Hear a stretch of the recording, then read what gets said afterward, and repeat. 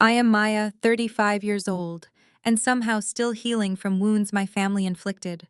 As the founder of a global security firm, I escaped their toxicity long ago, but I maintained occasional contact to keep the peace. Last Saturday, I agreed to attend my brother's tuxedo fitting.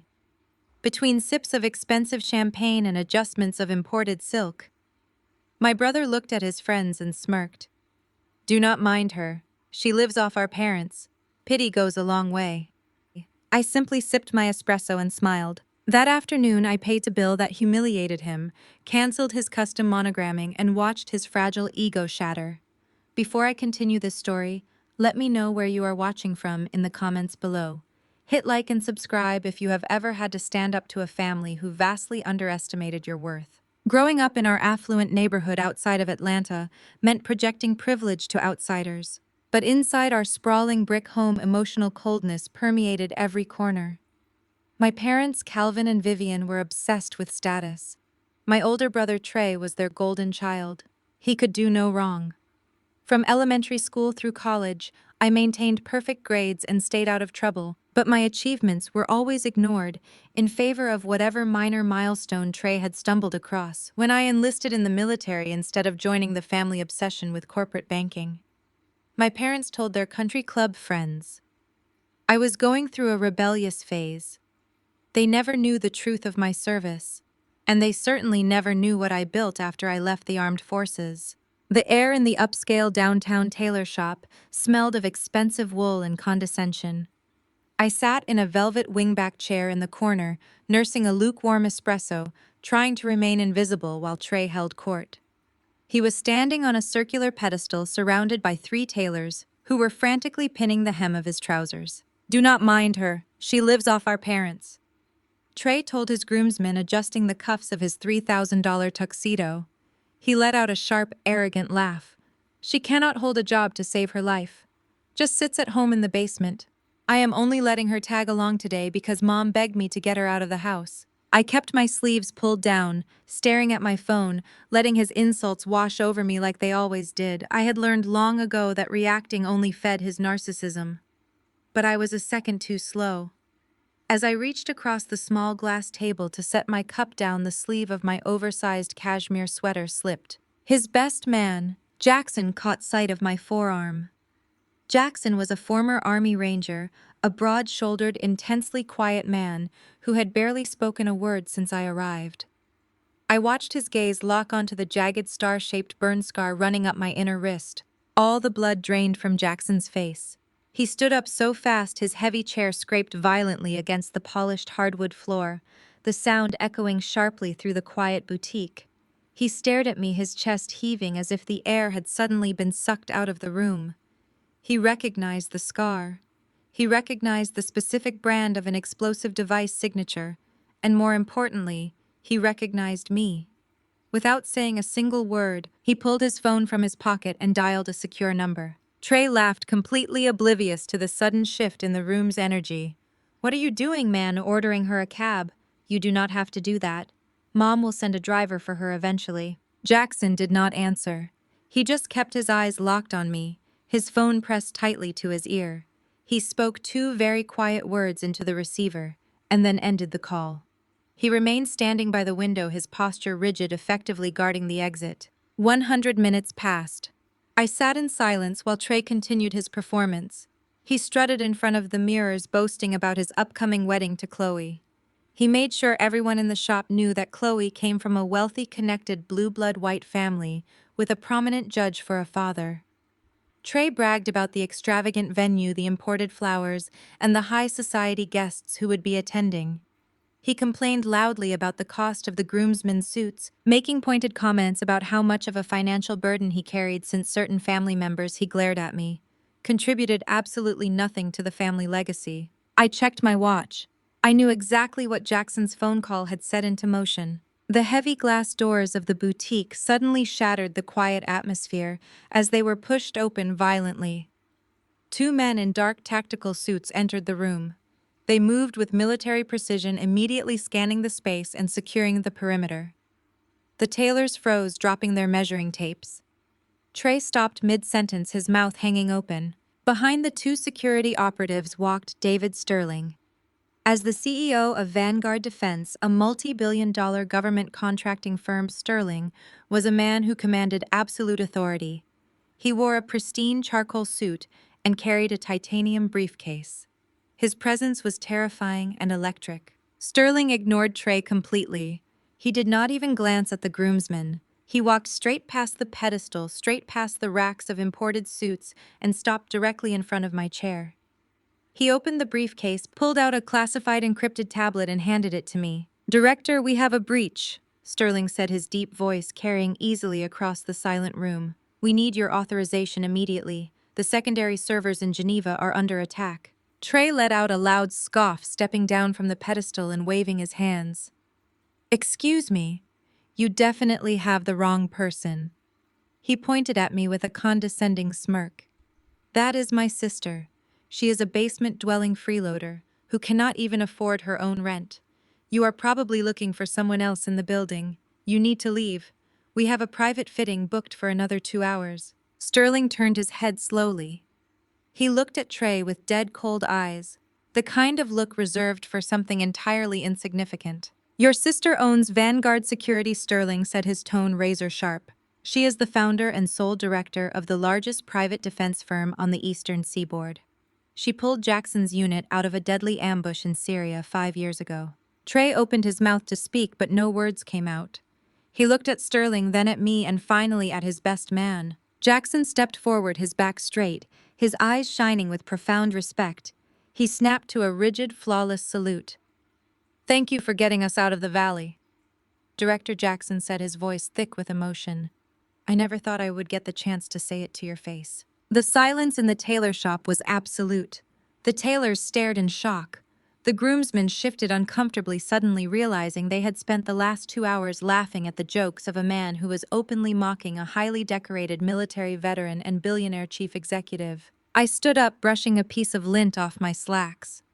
I took the tablet from Sterling, pressed my thumb against the biometric scanner, and typed in my authorization codes to lock down the Geneva servers. I handed the tablet back to him with a brief nod. Trey's face had gone completely pale, but his shock only lasted a moment before it morphed into something much uglier. The deeply ingrained entitlement our parents had fed him his entire life took over. His posture shifted from embarrassment to aggressive greed. He stepped toward me, his face twisting into a furious scowl. "You have money," Trey demanded, his voice rising in volume.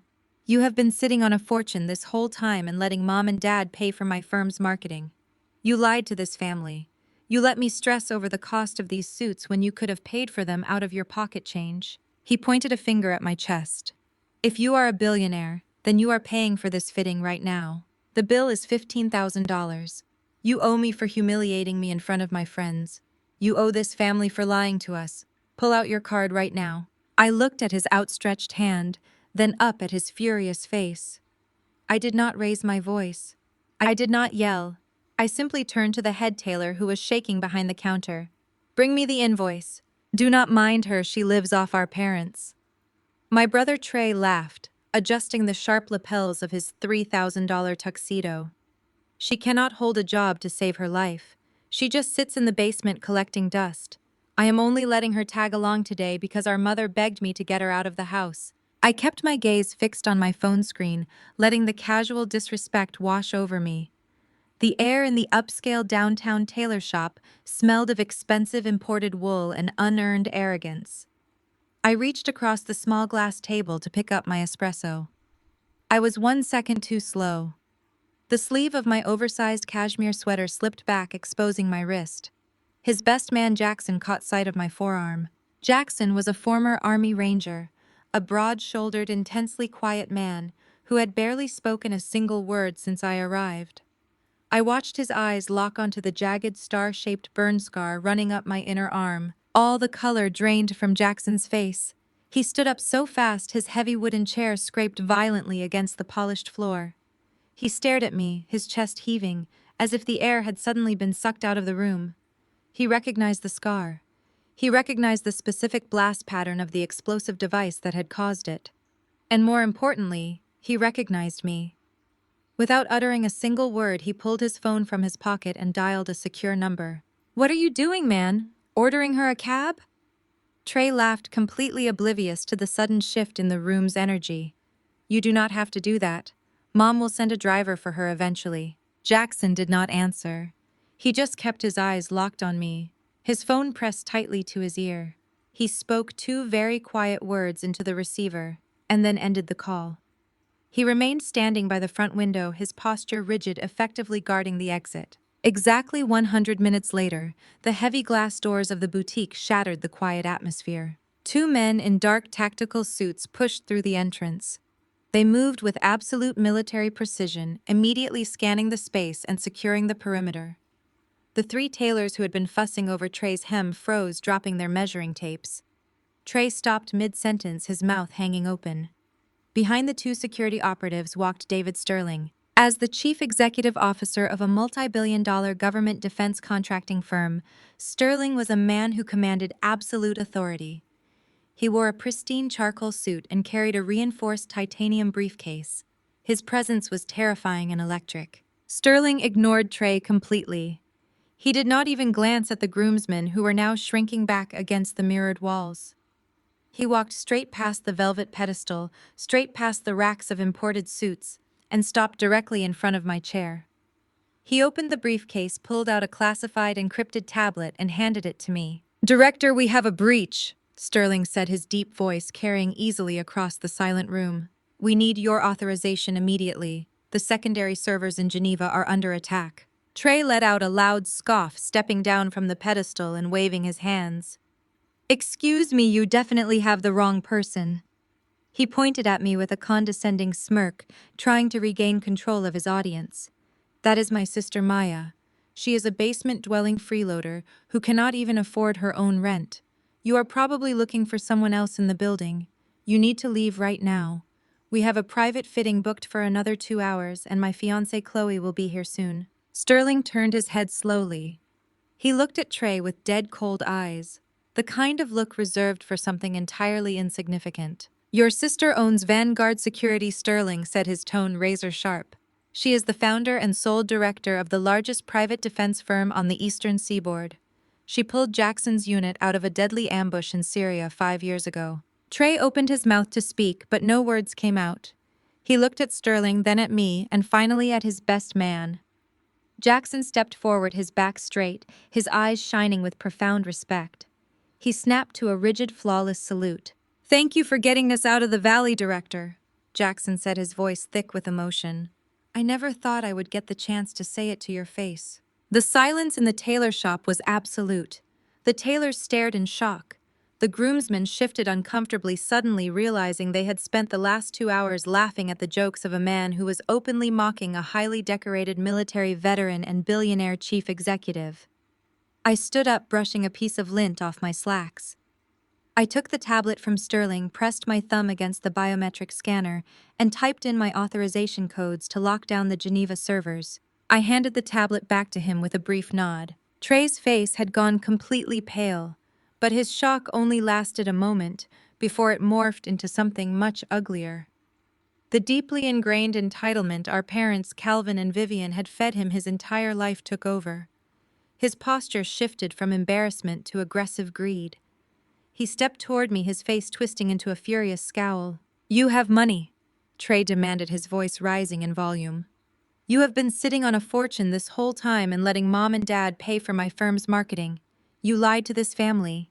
You let me stress over the cost of these suits when you could have paid for them out of your pocket change." He pointed a trembling finger at my chest. "Chloe's family has been judging me because we cannot afford a destination wedding. If you are a billionaire, then you are paying for this fitting right now. The bill is $15,000. You owe me for humiliating me in front of my friends.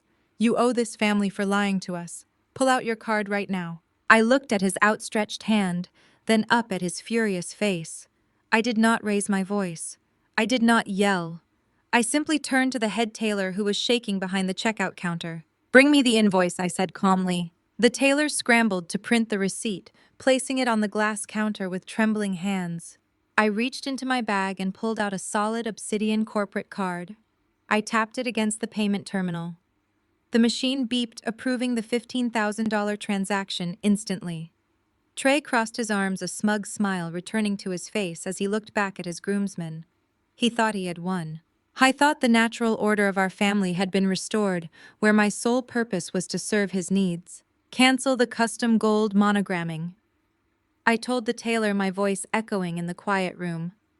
Some standard stitching only, he has not earned the letters. Trey's smug smile vanished. What are you talking about? He snapped. You just paid for the premium package. I paid for the suits, I corrected, stepping away from the counter. I did not pay for your vanity. You can explain to Chloe why her groom will not have his initials woven in gold thread. I walked toward the exit, Sterling and the security operatives falling into step behind me. The groomsmen parted like the Red Sea as we moved through the shop. I did not look back at my brother. As I stepped out into the crisp afternoon air, a black armored SUV pulled up to the curb. The heavy door swung open, and I climbed into the leather interior. Before the driver could even pull away from the curb, my phone began to ring. The caller ID flashed with my mother's name.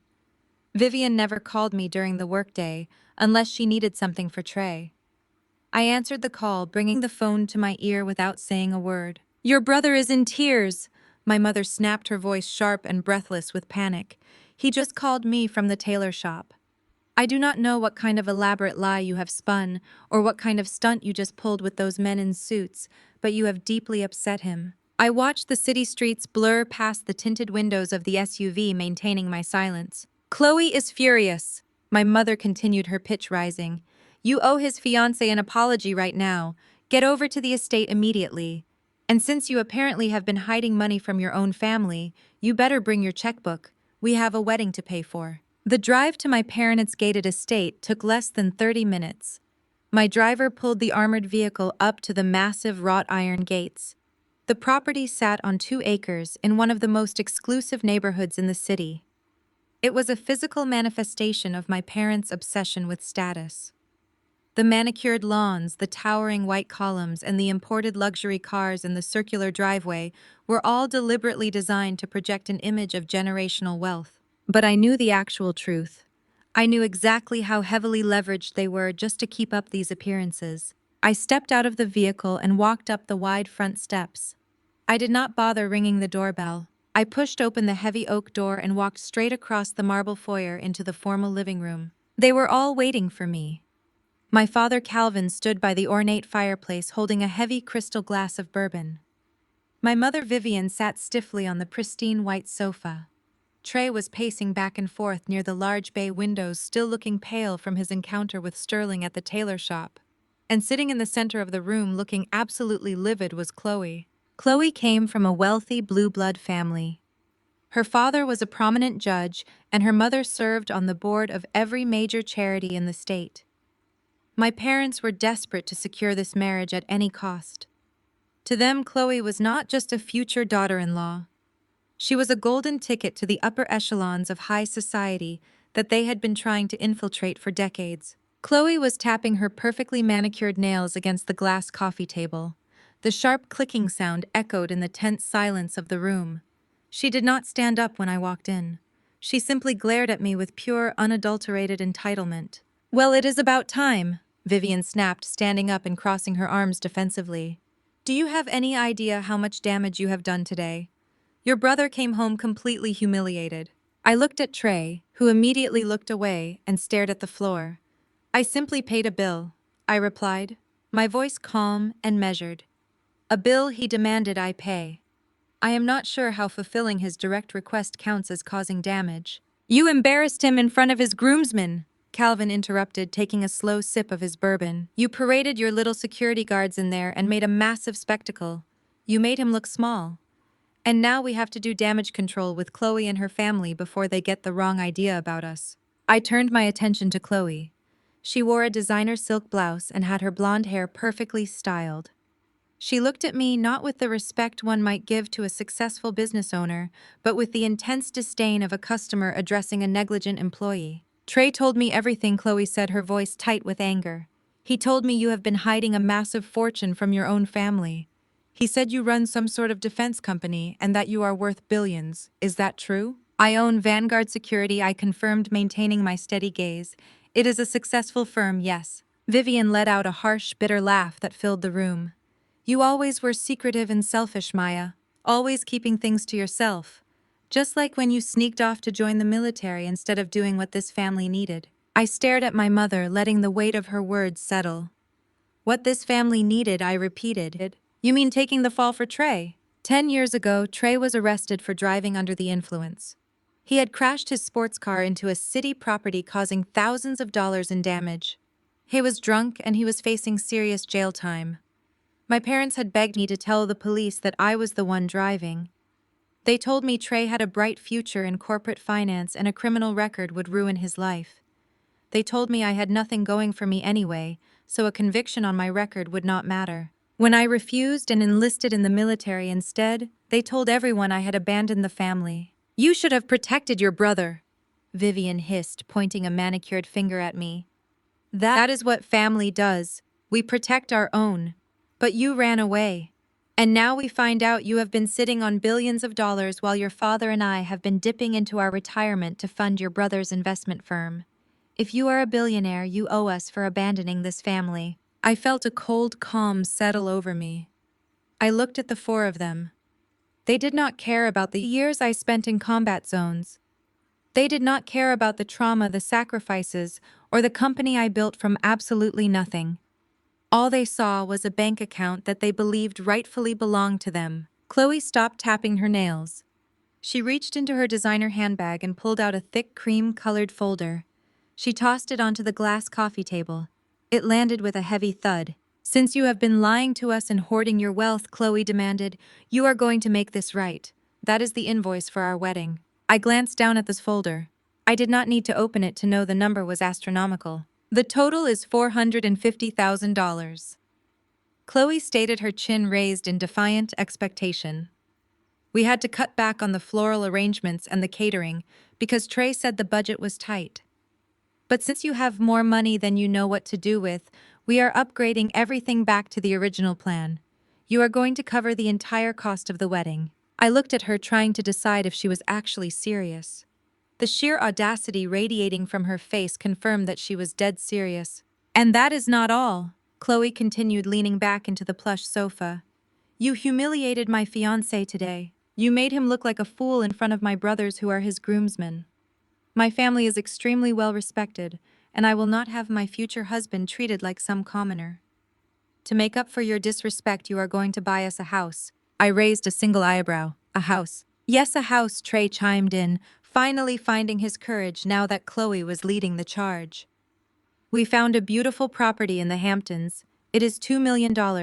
It will be your wedding gift to us. It is the least you can do after hoarding your money and making me struggle for the last 2 years. Calvin nodded in agreement, setting his crystal glass down on the marble mantel. It makes perfect sense, Maya. You pay for the wedding, and you buy them the house in the Hamptons. It will show Chloe's parents that our family has substantial means. It will secure Trey's position in their elite social circle. You have the money, so there is no reason for you to be greedy. I stood there in the center of the opulent living room, surrounded by the staggering delusion of my family. They were not asking for a favor. They were not requesting a loan. They were issuing a ransom demand. They truly believed that because I shared their blood, my assets were their personal property to distribute as they saw fit. They believed that 10 years of ignoring my existence entitled them to nearly $2.5 million of my hard-earned money. I looked at the cream-colored invoice sitting on the glass table. Then I looked at Chloe, who was staring at me with a smug, triumphant smile on her face. She thought she had me completely cornered. She thought the immense pressure from my parents would force me to open my checkbook and submit to her outrageous demands. I reached down and slowly picked up the heavy folder containing the wedding invoice. I held the heavy cream-colored folder in my hands, weighing it for a brief moment. I did not bother opening it to look at the itemized list of their absurd demands. I did not need to see the cost of the imported orchids or the custom silk napkins to understand what this really was. I looked at Chloe, who was leaning forward with a smug expression, fully expecting me to pull out a pen and surrender. Instead, I placed my hand flat on the folder and pushed it firmly across the smooth glass of the coffee table. It glided over the surface and stopped exactly an inch away from her perfectly manicured fingers. I do not fund vanity projects, I said, my voice dropping to a calm, deadly register. Chloe gasped, her mouth falling open in genuine shock. Vivian let out a sharp noise of pure indignation and shifted forward on the sofa as if preparing to physically lunge at me. Trey, however, seemed to shrink into himself. The false bravado he had worn just moments ago evaporated, leaving behind the terrified little boy who was always hiding behind our parents. You brought me here under the guise of an apology, I continued, keeping my eyes locked on Trey. You demanded $2.5 million as if it were a simple tax for existing in your presence. But we all know that is not what this is about. You are not asking for a wedding gift, Trey. You are begging for a bailout. What are you talking about? Trey stammered, his eyes darting nervously toward Chloe. My firm is doing great. We are expanding. I let out a soft, humorless laugh. Do you honestly believe that a woman who runs a global security firm does not run routine audits on the people in her immediate circle? Vanguard does not just protect physical assets, Trey. We process data. We analyze vulnerabilities. And your boutique investment firm is a massive, glaring vulnerability. I turned my attention to Calvin and Vivian, who had suddenly gone very still. Your son has not landed a single new client in over 2 years, I stated clearly, ensuring every word landed with impact. His operating costs are astronomically high, his returns are in the gutter, and he is hemorrhaging capital just to keep the lights on in that flashy downtown office. This wedding invoice is not about paying for a party. It is a desperate attempt to inject untraceable cash into his failing lifestyle before Chloe's high society parents realize their future son-in-law is completely broke. Chloe turned to Trey, her eyes wide with sudden confusion and panic. Trey, tell me she is lying, she demanded, her voice shrill. Tell me your firm is fine. Before Trey could even formulate a lie, my father slammed his crystal glass down on the fireplace mantel so hard I thought the glass would shatter. The remaining bourbon sloshed over the rim and dripped onto the marble hearth. That is enough! Calvin roared, his face turning a deep mottled shade of red. He stepped away from the fireplace and marched toward the center of the room, towering over the coffee table. His chest heaved with unchecked rage. I will not stand here and listen to you slander your brother in his own home. You have been jealous of him since you were 10 years old, and now you are trying to ruin the most important moment of his life, just because you finally got your hands on some money. I stood my ground, refusing to look away or be intimidated by his physical posturing.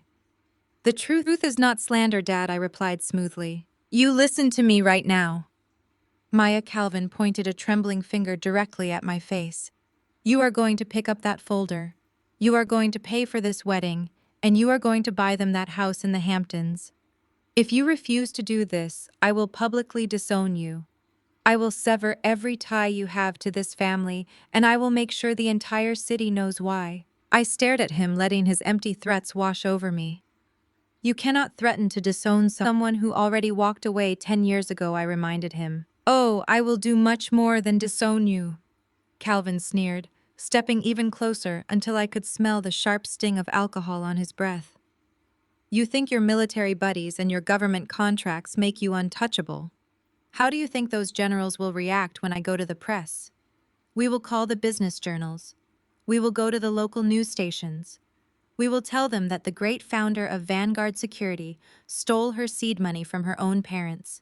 We will say you drained our family accounts to start your little venture and left us to struggle. We will ruin your reputation, and we will rip those defense contracts right out of your hands. Vivian nodded vigorously from the sofa, her eyes flashing with venomous agreement. We will do it, Maya, she threatened, her voice dripping with malice. Do not test your father. We know people in this city. We will make you out to be a fraudulent, abusive daughter who stole from the very people who raised her. The sheer absurdity of their threat was staggering. They were actually willing to destroy their own flesh and blood to protect a lie. They were willing to commit public perjury just to extort me for cash they had not earned. They thought the threat of public shame would force me to cower the way I used to when I was a teenager living under their roof. But they had fundamentally misunderstood who I had become. I was no longer the scapegoat daughter begging for a scrap of their affection. I was a woman who navigated war zones and negotiated with foreign dignitaries. Their suburban blackmail was nothing but a pathetic joke. I slowly reached up and buttoned the center button of my tailored blazer, smoothing the fabric with deliberate calm. I looked at my father watching the vein pulsing in his neck. I looked at my mother who was glaring at me with desperate hatred. I looked at Trey who was refusing to make eye contact, and Chloe who was still clutching her designer handbag like a life preserver. I let a slow, cold smile spread across my face. "Go ahead," I said, my voice ringing with absolute certainty. "Call them. Call every single reporter in this city. I will even give you the direct contact numbers for the journalists who cover my company. But before you do, you might want to ask yourselves how a forensic accounting investigation into my company will reflect on yours. Because when they look into my finances, they are going to look into yours too." Calvin hesitated, his hand dropping slightly. The fiery red in his face shifted to a sickly pale color as the reality of my words sank in. I turned on my heel and walked toward the archway leading out of the living room. The sound of my heels clicking against the hardwood floor was the only noise in the heavy silence. They did not try to stop me. They did not yell after me. They were completely paralyzed by the realization that their ultimate threat held absolutely no power over me. I crossed the grand marble foyer, heading toward the heavy oak front door. As I reached out to grasp the brass handle, my eyes caught sight of a stack of mail sitting on the ornate entryway table. It was the usual assortment of glossy magazines and thick envelopes, but one piece of paper had been carelessly shoved underneath a catalog. The bright pink edge of the paper stuck out just enough to catch my attention. I paused and pulled the paper out from under the stack. It was a formal legal notice from a major national bank. The bold black letters at the top of the page spelled out a notice of intent to foreclose. They were 3 months behind on the mortgage payments for the very estate we were standing in. I looked at the notice, then glanced back over my shoulder toward the living room where my family was sitting in their false castle of wealth. They were drowning in debt, scrambling to maintain a facade of generational royalty, while their actual walls were crumbling around them. The wedding, the Hamptons house, the expensive suits, it was all a desperate illusion. I placed the foreclosure warning exactly where I found it, ensuring the pink edge was still perfectly visible. I pushed open the heavy oak door and stepped out into the crisp afternoon air, leaving them to drown in the reality of their own making. I settled back into the leather seat of my armored vehicle as the heavy wrought iron gates of my parents' estate closed behind us. The drive back to the city was quiet. I stared out the tinted window, thinking about that bright pink foreclosure notice tucked beneath the glossy magazines on their entryway table. They were drowning. They were losing the very house they used as a prop to assert their superiority over everyone else. And instead of tightening their belts or facing reality, they had decided their salvation lay in extorting the daughter they had spent a decade pretending did not exist. I felt no pity. I only felt a cold, calculating clarity. For 72 hours, my phone remained completely silent. There were no frantic text messages from my mother. There were no drunken voicemails from my father demanding respect. The silence was not a surrender. It was the calm before a very specific type of storm. I knew they were regrouping. I knew they were leaning on Chloe's high society family to formulate a strategy, because my parents had never fought a battle they could not win through sheer manipulation. On Tuesday morning, I was standing in the command center of Vanguard Security. The room was a massive glass-enclosed space on the top floor of our downtown headquarters, filled with rows of analysts monitoring global threat matrices. I was reviewing a supply chain logistics report when Camille, my director of public relations, walked through the glass doors. Her face was tight. She carried a sleek silver tablet and did not bother with her usual morning greetings. "We have a situation," Camille said, placing the tablet on the polished surface of my desk. "A coordinated domestic attack. Not on our servers, on your reputation." I looked down at the screen. It was a social media post from Chloe. She had posted a tearful, heavily filtered video of herself sitting next to a distraught-looking Trey. She was weaponizing her wealthy blue blood tears to perfection. In the video, Chloe claimed that her dream wedding was being maliciously sabotaged by a hostile, vindictive family member. She did not use my name directly in the video, but she did not have to. The comment section was already doing the work for her. But Chloe and Trey were not just relying on social media sympathy, They had gone a step further. Camille swiped the screen to reveal an article from the city's most prominent business journal. The headline was a blind item, but the details were unmistakable. It spoke of a local female tech and defense darling who had allegedly built her empire by draining her parents' retirement funds and abandoning her family. The article claimed this unnamed executive was now using her wealth to financially abuse her struggling brother and force him into debt. "They are using Chloe's." Father Camille explained, her voice strictly professional, but laced with underlying concern. "Judge Harrison has significant leverage with the editorial board of that journal. He is calling in favors to legitimize these blind items. They are painting you as a volatile, aggressive woman who stole her seed money from her hardworking parents. The narrative is spreading fast. I read the article, letting the sheer audacity of their lies wash over me. They were actually doing it. They were executing my father's threat. They honestly believed that by dragging my name through the mud, they could force me into a panic. They thought I would write them a $2.5 million check just to make the bad press go away. They thought they could bully me the same way they bullied service workers and bank tellers." "What is the impact?" I asked, handing the tablet back to Camille. Camille pulled up a secondary screen. "It is not just local gossip anymore, Maya. It is affecting the market. We are seeing a sudden 2% drop in our regional stock shares. Investors do not like instability, especially when it touches the founder of a defense firm. The board is getting nervous.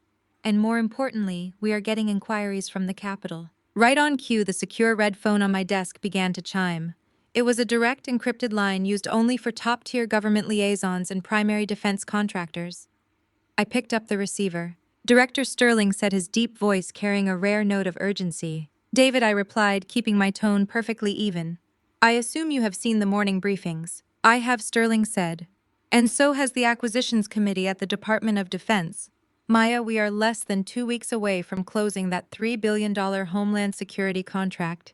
You know how these generals operate. They are inherently risk-averse. They see local headlines accusing the head of Vanguard Security of financial fraud and elder abuse, and they get skittish.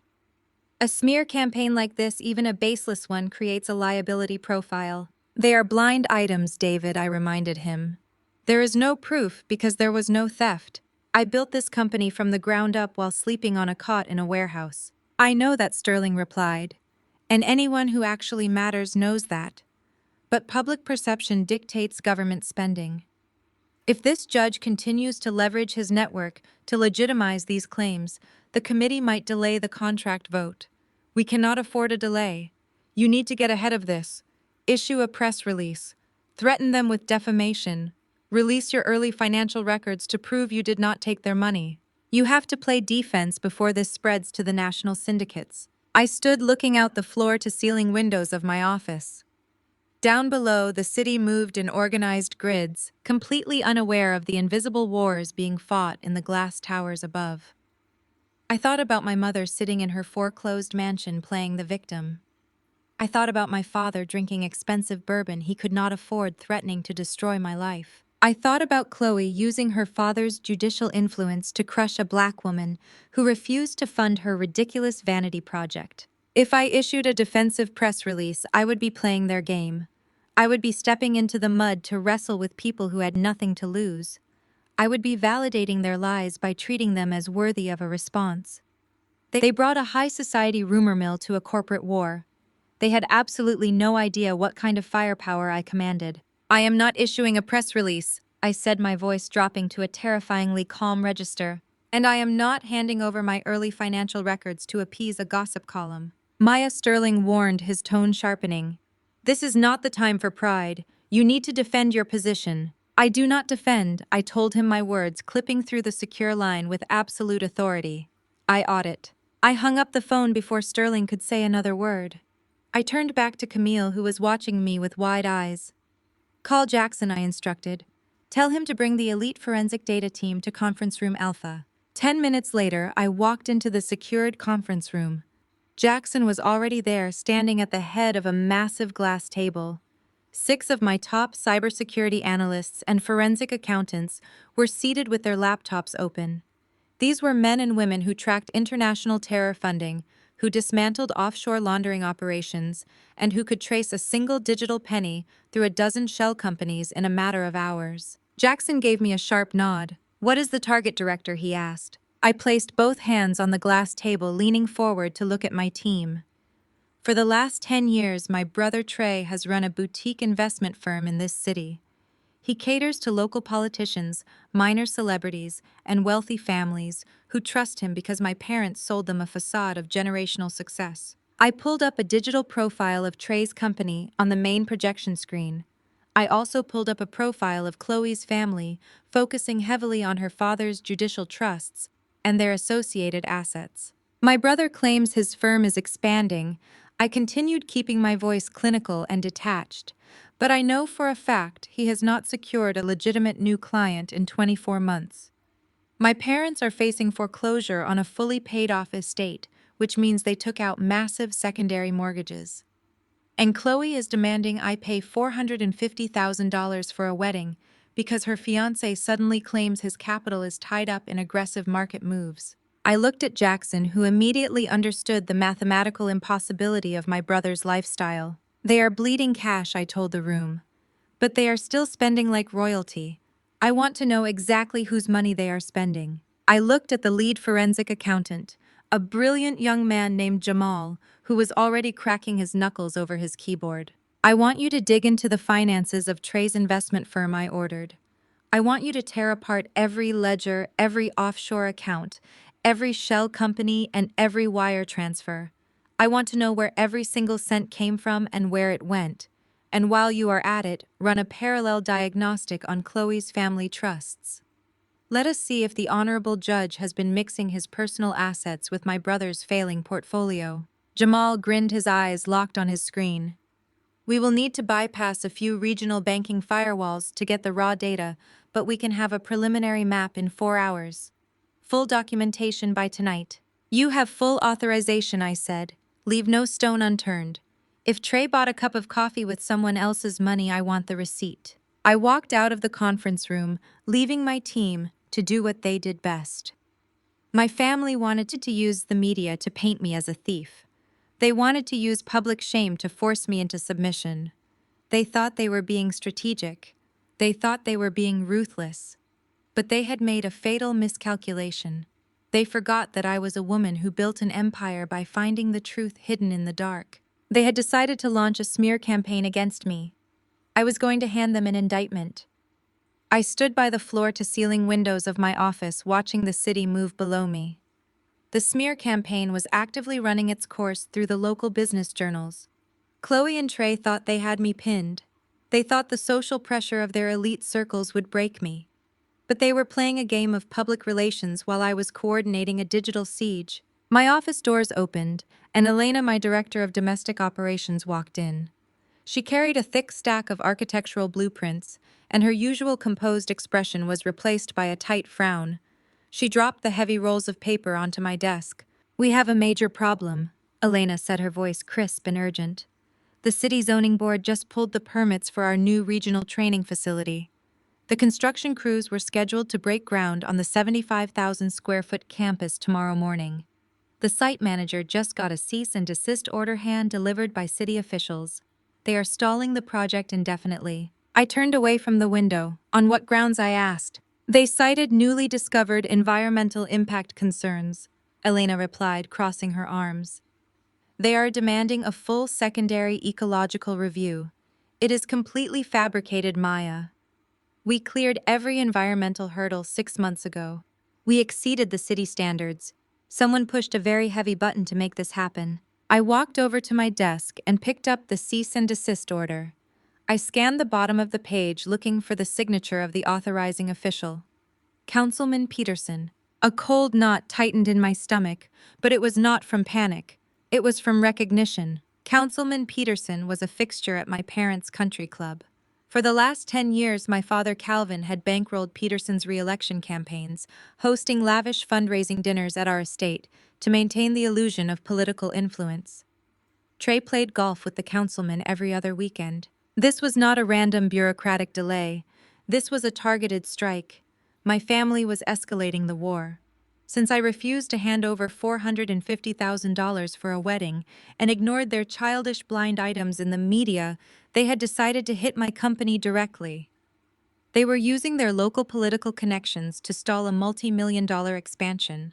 Before I could hand the document back to Elena, my personal cell phone vibrated on the desk. The screen lit up with a new text message. I did not have to guess who it was from.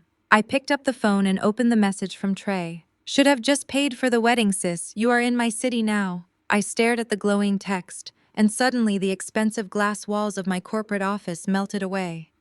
I was not 35 years old anymore. I was 17. I remembered standing on the back porch of my parents' house in the pouring rain. It was a freezing November night. I had a final interview for a highly competitive military academy scholarship the very next morning. It was my only ticket out of that toxic house. Trey had demanded I write his final term paper for his economics class so he could go to a party. When I refused, he waited until I stepped outside to take out the trash, and he locked the heavy sliding glass door. I remembered banging on the glass, the freezing rain soaking through my thin cotton shirt. Trey stood on the other side inside the warm, brightly lit kitchen. He took a slow sip of his soda, looking at me with absolute contempt. I begged him to let me in so I could get my interview clothes ready. He just smiled, pointed at the lock, and mouthed the exact same words. "You are in my city now." I spent that entire night sleeping on the concrete floor of our detached, unheated garage. I woke up shivering, my muscles cramped and my clothes damp. But I did not cry and I did not break. I walked 3 miles to the interview in damp clothes, and I secured the scholarship that changed my life. Trey locking me out in the cold was meant to crush my spirit. Instead, it forged my survival instinct. It taught me that I could never rely on the warmth of their house, and that I had to build my own fortress. Now, 18 years later, he was trying to lock me out again. He was using Chloe's high society connections and our father's political pawns to try and freeze me out of the local business sector. He thought a revoked permit would make me desperate. He thought I would finally break and beg to be let back inside their good graces. I was a fool. "Keep the construction crews on full payroll," I told Elena, my voice steady and devoid of any panic. "Do not lay off a single worker. We are going to bypass the city council completely." Elena looked surprised. "How do we bypass a direct city mandate?" "Vanguard Security holds Tier 1 federal clearance," I reminded her, picking up the blueprints and rolling them back up. "We are outfitting that new campus to train contractors for the Department of Defense. I am going to call Stern and have the Pentagon classify our new facility as a matter of national security infrastructure. Councilman Peterson can try to argue his fake environmental concerns with the federal government. Let us see how much my father's campaign donations protect him when federal agents ask why he is obstructing national defense preparations." A sharp, triumphant smile broke across Elena's face. "I will get the legal team on the line with Washington immediately." As Elena hurried out of the office to execute the pivot, the heavy tension in the room remained. The stock was still taking minor hits from the smear campaign, and my family was actively trying to leverage the city against me. They were throwing everything they had at my walls. But I was not worried about defending my walls. I was waiting for my team to breach theirs. An hour later, the heavy glass doors to my office slid open. Jamal, my lead forensic accountant and top cybersecurity analyst, walked in. He did not have his tablet, he did not bring his laptop. He carried a single thick red physical folder. In the digital age of my company, a physical folder meant only one thing. The information contained inside was so explosive, so legally volatile, that it could not be left lingering on our standard encrypted servers. Jamal looked exhausted. He had been digging through financial networks and bypassing offshore firewalls for hours. He walked straight up to my desk and dropped the red folder onto the polished wood. The heavy thud seemed to echo in the quiet office. He looked at me, his eyes wide and completely serious. He was not reacting to the defensive war my family was waging against us.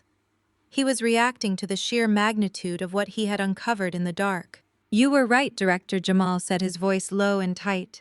"Your brother does not have a dime. His investment firm is completely hollowed out. He lost his last legitimate client 2 years ago." I looked down at the red folder, resting my hands on the edge of the desk. "Then how is he paying for his office? How is Chloe planning a $450,000 wedding? Jamal took a deep breath.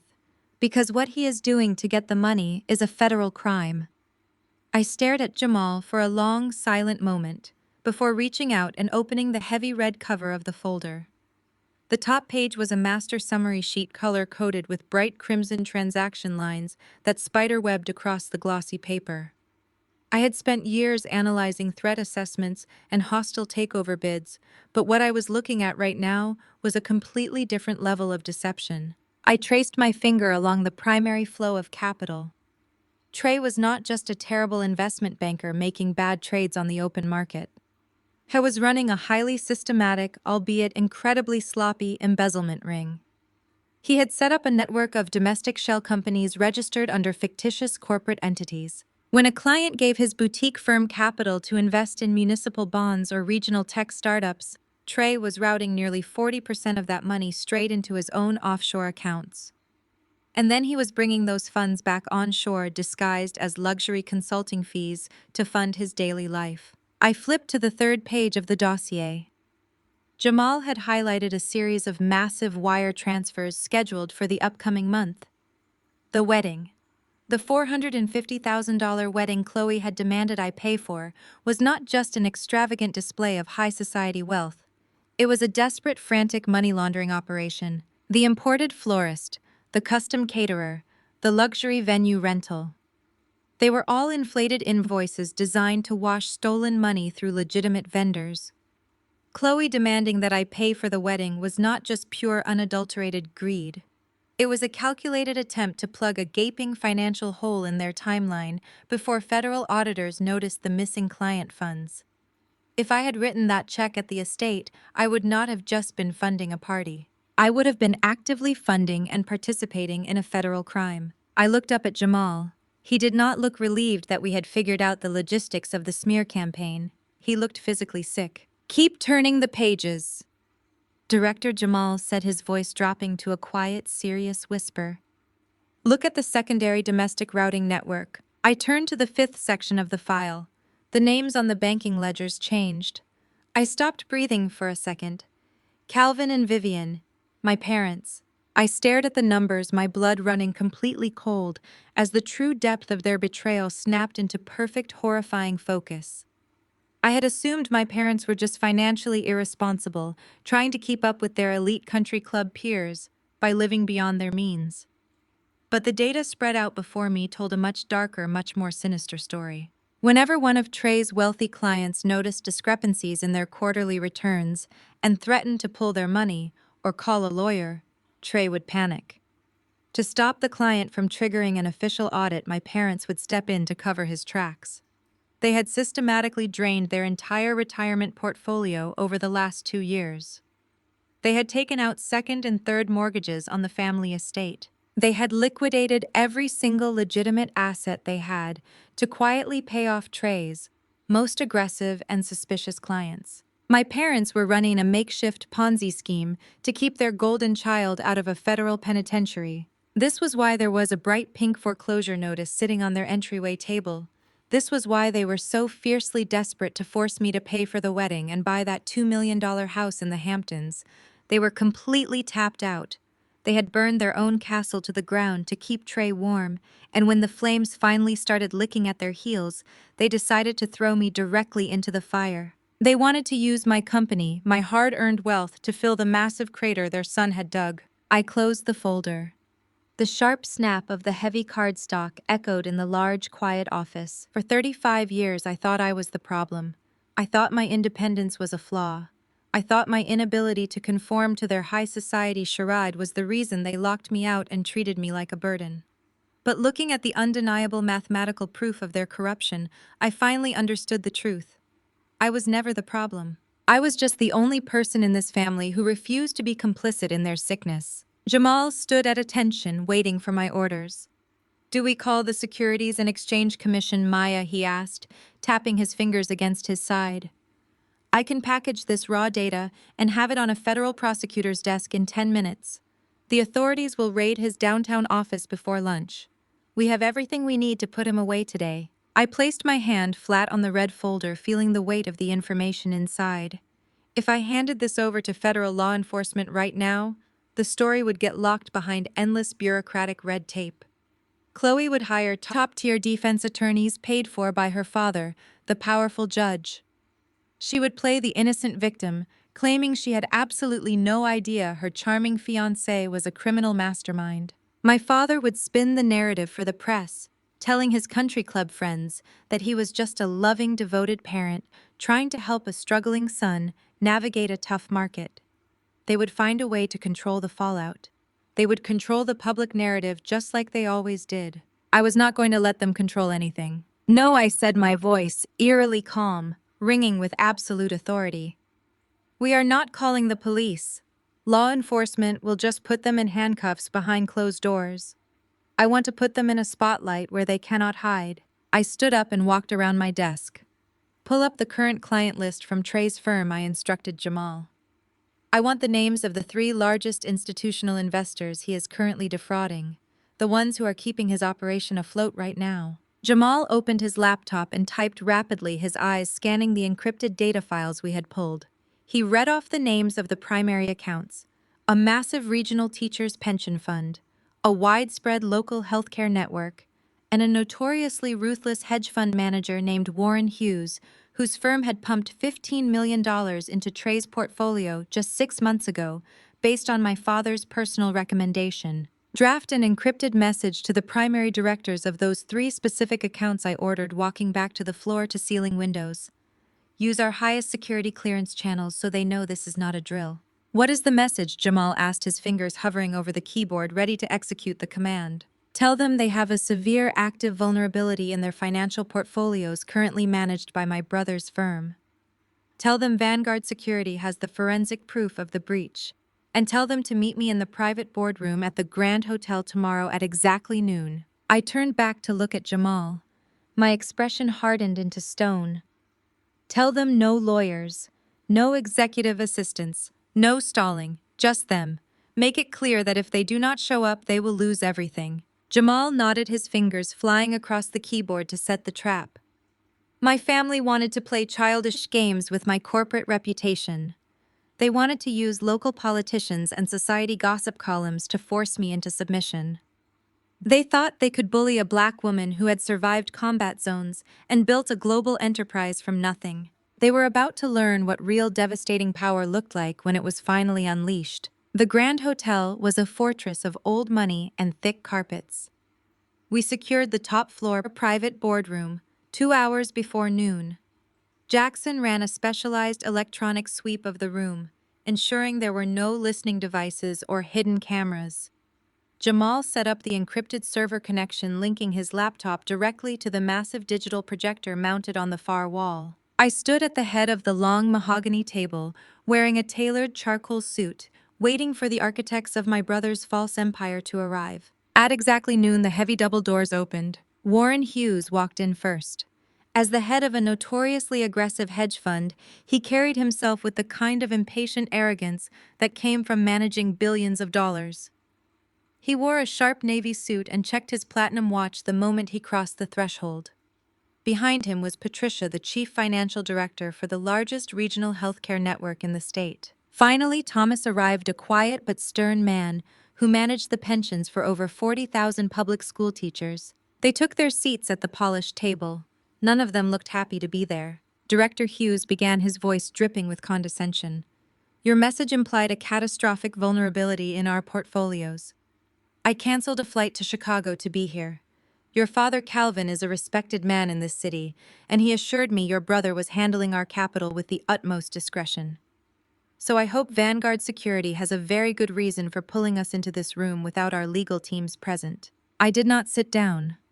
I rested my hands flat on the mahogany table and looked at the 3 of them. My father is a man who relies on his country club membership to project an illusion of wealth, I said, my voice perfectly level.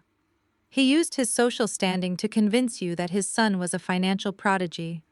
I am not here to talk about my father's social calendar. I am here to talk about your money. I gave Jamal a brief nod. The lights in the boardroom dimmed and the massive screen behind me flickered to life. The Vanguard Security logo appeared for a fraction of a second before dissolving into a complex color-coded financial map. It showed dozens of interconnected accounts, routing numbers, and offshore wire transfers. What you are looking at is a forensic audit. I continued stepping aside so they had a clear view of the screen. Yesterday, my team bypassed the internal firewalls of my brother's boutique investment firm. I do not need to badmouth Trey to you. I am simply going to show you his ledger. I pointed to a thick blue line on the screen. Patricia, I said, addressing the healthcare director, 3 months ago, your network authorized a $2 million transfer to my brother's firm intended for a portfolio of low-risk municipal bonds. Patricia sat up straighter, adjusting her glasses. Yes, it was a standard conservative growth strategy for our employee wellness fund. Jamal tapped his keyboard. The blue line on the screen fractured. I watched Patricia's face as she saw exactly where her money went. 40% of that capital never made it to the municipal bond market, I explained. Within 72 hours of your transfer, my brother routed $800,000 through a domestic shell company registered in Delaware. From there, the money was wired to a private luxury dealership and a maritime broker. I nodded to Jamal again. High-resolution images of receipts and purchase orders flashed onto the screen. You did not buy municipal bonds, Patricia, I said coldly. You bought my brother a fleet of leased imported sports cars, and you paid the non-refundable down payment on a 200-foot luxury yacht. Patricia's jaw dropped. She stared at the screen, the color draining completely from her face. That is our employee wellness fund, she whispered, her voice trembling with sudden horror. Thomas, the pension fund manager, leaned forward, his hands gripping the edge of the table. What about the teacher's pension capital? He demanded, his voice rising. We trusted him with safe, conservative growth. I gestured to a bright red line on the screen. Thomas, your capital was diverted almost immediately. Instead of entering the agreed-upon mutual funds, your teacher's retirement money was pushed through a fake consulting firm. The screen shifted to show a dazzling close-up of a massive diamond ring, followed by invoices from elite jewelers. That money paid for his fiancée's custom engagement ring, I told him. It also paid for their first-class vacations to Dubai and Paris over the last 18 months. He has been using the retirement savings of public school teachers as his personal checking account. Thomas looked physically sick. He pushed his chair back slightly, rubbing his chest as if he could not breathe. Warren Hughes, however, was not reacting with shock. He was reacting with the cold, terrifying fury of a billionaire who realized he had been played by an amateur. His face turned a deep, mottled shade of purple. He slammed his fist down on the mahogany table, making the crystal water pitchers rattle. My firm injected $15 million into his portfolio just 6 months ago. Hughes roared, his voice echoing off the paneled walls. Where is my money? I looked directly at the hedge fund manager. Your money, Warren, was the most desperate maneuver of all. Jamal brought up a massive green web of transactions on the projector. It was chaotic, messy, and desperate. When older clients started noticing discrepancies in their quarterly returns, they threatened to audit my brother's firm. I explained, tracing the path of the green lines. Trey panicked. He needed liquid capital to pay off the loudest clients to keep them from calling the authorities. So my parents drained their own retirement accounts to help him cover his tracks. But when they ran out of money, Trey needed a massive influx of cash. I pointed to the center of the web. He used your $15 million to pay off the older investors. You walked right into a makeshift Ponzi scheme. Hughes stared at the screen, his eyes burning with a dangerous, lethal intensity. He had built his reputation on being the smartest man in the room, and my brother had just used his capital as a giant slush fund. But not all of your $15 million went to paying off angry clients. I continued, making sure to drive the final nail into the coffin. My brother is getting married. His fiancée Chloe demanded a lavish high society wedding to impress her wealthy family. I looked back at the screen as Jamal pulled up the final set of invoices. There was a bill for $80,000 in imported floral arrangements. There was a catering contract for $100,000. There were deposits for luxury venues, custom designer gowns, and a fleet of private town cars. My family tried to force me to pay for this wedding yesterday, I told the room. When I refused, they launched a smear campaign in the local press to try and blackmail me into funding it. But the truth is, they were just trying to plug the final hole in their sinking ship before you noticed the missing capital. Warren, Your remaining funds are currently sitting in the escrow accounts of elite wedding planners and high-end caterers. You are paying for the wedding of the year." The silence in the boardroom was absolute. It was the heavy, suffocating silence of total financial ruin. The illusion of my brother's success, the lie my parents had maintained for a decade, was completely annihilated. Warren Hughes did not say another word. He pulled his phone from his inside jacket pocket with shaking hands. Patricia and Thomas immediately did the same. They were scrambling frantic to freeze their accounts, to call their legal teams, to contact federal authorities before Trey could move another dime. The room became a chaotic storm of quiet, urgent phone calls and furious typing. I stood at the head of the table watching the destruction unfold exactly as I had planned. My family wanted a war. I had just handed the nuclear launch codes to their biggest victims. Just as Hughes connected with his lead attorney, the heavy double doors of the private boardroom burst open. The heavy wood slammed against the wall with a loud, aggressive crack. Everyone in the room froze, their phones pressed to their ears, turning to look at the entrance. Chloe marched into the boardroom. She wore a pristine white designer suit, and her massive diamond ring, the one paid for by the teacher's pension fund, caught the light from the chandelier. She was completely oblivious to the room she had just walked into. She was flanked by two frantic-looking wedding planners who were clutching fabric swatches and seating charts. Chloe did not even glance at the three furious investors sitting at the table. Her eyes locked directly onto me, burning with pure, unadulterated entitlement. "Maya, you are going to stop dodging my calls right now," Chloe screamed, her shrill voice slicing through the heavy tension of the boardroom. She marched straight up to the table and slammed a blank check down onto the polished mahogany. "You are going to sign this check, and you are going to cover my wedding today," Chloe demanded, pointing a perfectly manicured finger at my face. "If you do not sign this right now, my father will ensure your company permits are permanently revoked. You are uninvited from this family, and you are uninvited from my wedding until this check clears." I looked down at the blank check resting on the table. Then I looked up at the three investors who were staring at Chloe with a mixture of absolute disgust and predatory rage. Chloe slammed her blank check onto the mahogany table directly over the glowing projections of her own stolen assets. Her white designer suit stood out sharply against the dim lighting of the boardroom. She was breathing hard, her face flushed with a mixture of anger and exertion. The two wedding planners who had followed her in hovered awkwardly by the door, clutching their fabric swatches. They clearly realized they had walked into a room where they did not belong, but Chloe was too blinded by her own entitlement to notice the atmosphere. "Maya, you are going to stop dodging my calls right now," Chloe screamed, her shrill voice slicing through the heavy tension. She pointed a perfectly manicured finger at my face. "You are going to sign this check, and you are going to cover my wedding today." I looked down at the blank check resting on the table. It was slightly crumpled at the edges from how tightly she had been gripping it. "I told Trey to handle this," Chloe continued, placing her hands on her hips, "but he is too soft on you. If you do not sign this check right now, my father will ensure your company permits are permanently revoked.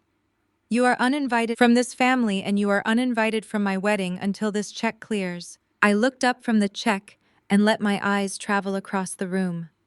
I looked at Warren Hughes, the billionaire hedge fund manager, whose face was currently a terrifying mask of controlled rage. I looked at Patricia, the healthcare director, who was gripping her phone so tightly her knuckles were white. And I looked at Thomas, the pension fund manager, whose jaw was clenched so hard I thought it might break. Chloe finally seemed to notice that she did not have my full attention.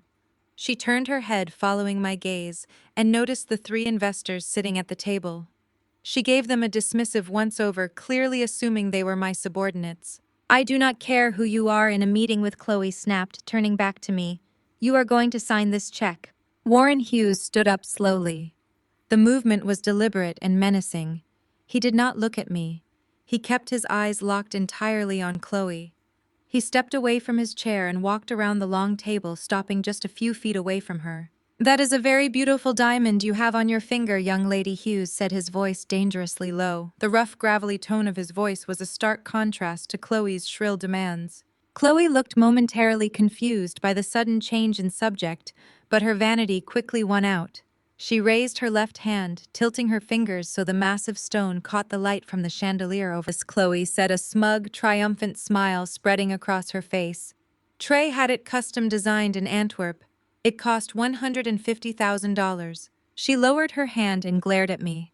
It is the kind of ring a real man buys when he actually has money. Something you would know nothing about, Maya. Hughes did not blink. He stared at the diamond ring, then raised his eyes to meet Chloe's smug gaze. I am glad you like it, Hughes said, his voice dropping another octave until it was almost a growl. Because I paid for it. Chloe's smug smile faltered. She blinked, her brow furrowing in confusion. What are you talking about? I am Warren Hughes, he stated, simply stating his name as if it were a verdict. I run the Hughes Capital Group. The $15 million your fiancé recently acquired was my money. Chloe took a small, uncertain step backward. The two wedding planners by the door exchanged terrified glances and began slowly backing out into the hallway. Hughes gestured to the projection screen behind me, where the financial mapping was still glowing brightly in the dim room. You see that green line tracing from my firm to your fiancé's offshore shell company? He asked, pointing directly at the graphic that detailed the embezzlement ring.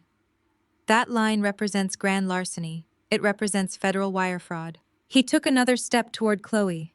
And those receipts flashing on the screen right next to the green line, those are the purchase orders for your imported flowers, your custom caterer, and that flawless diamond on your finger. The color drained completely from Chloe's face. The flushed, angry red was instantly replaced by a sickly, terrifying pale. She looked at the projection screen, her eyes widening as she read the itemized receipts that exactly matched her extravagant wedding plans. He lied to you, Hughes continued, his voice dripping with pure, unadulterated venom. He has been lying to everyone. Your fiancé is not a financial prodigy. He is a common thief. And you just marched into a room full of the people he stole from, demanding that his sister launder more of our money to pay for your party. Chloe looked like she was going to be physically sick.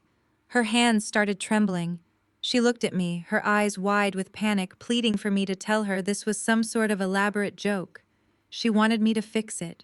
She wanted the scapegoat daughter to step in and take the blame so her perfect world could remain intact. I did not move. I did not offer her a lifeline. You threatened to have my permits revoked, I said, my voice breaking the silence that had settled over the room. You threatened to use your father's judicial influence to crush my company if I did not sign that blank check. I picked up the blank check from the mahogany table, holding it between my fingers. I think your father is going to be very busy over the next few months, I told her, dropping the check onto the floor. He is going to have to explain to the federal authorities why his daughter's lifestyle was entirely funded by a makeshift Ponzi scheme. He is going to have to explain why he used his connections to run a smear campaign against the only person who actually knew the truth. I looked at Chloe's pale, horrified face and delivered the final absolute blow. There is not going to be a wedding, Chloe. She did not scream. She did not argue. She simply turned around and fled the boardroom, the heels of her designer shoes clicking frantically against the hardwood floor. The heavy double doors swung shut behind her, leaving the room in absolute silence once again. I turned back to the three investors. They were no longer looking at me with suspicion or anger. They were looking at me with the kind of wary respect reserved for someone who had just detonated a bomb and walked away without a scratch. You have the data, I told them, pointing to Jamal's laptop. You have the routing numbers, the shell company names, and the offshore accounts. Vanguard Security will provide full cooperation with any federal investigation you choose to launch. I walked toward the exit, Jamal and Jackson falling into step behind me. My brother thought he could use my money to cover his tracks, I said, pausing at the door to look back at Hughes, Patricia, and Thomas. He thought family loyalty meant blind compliance. I pushed the heavy doors open. I am not blindly compliant. Gentlemen, Patricia, good luck with your recovery efforts. I walked out of the boardroom, leaving the architects of my brother's false empire to tear it down. I had given them the blueprints.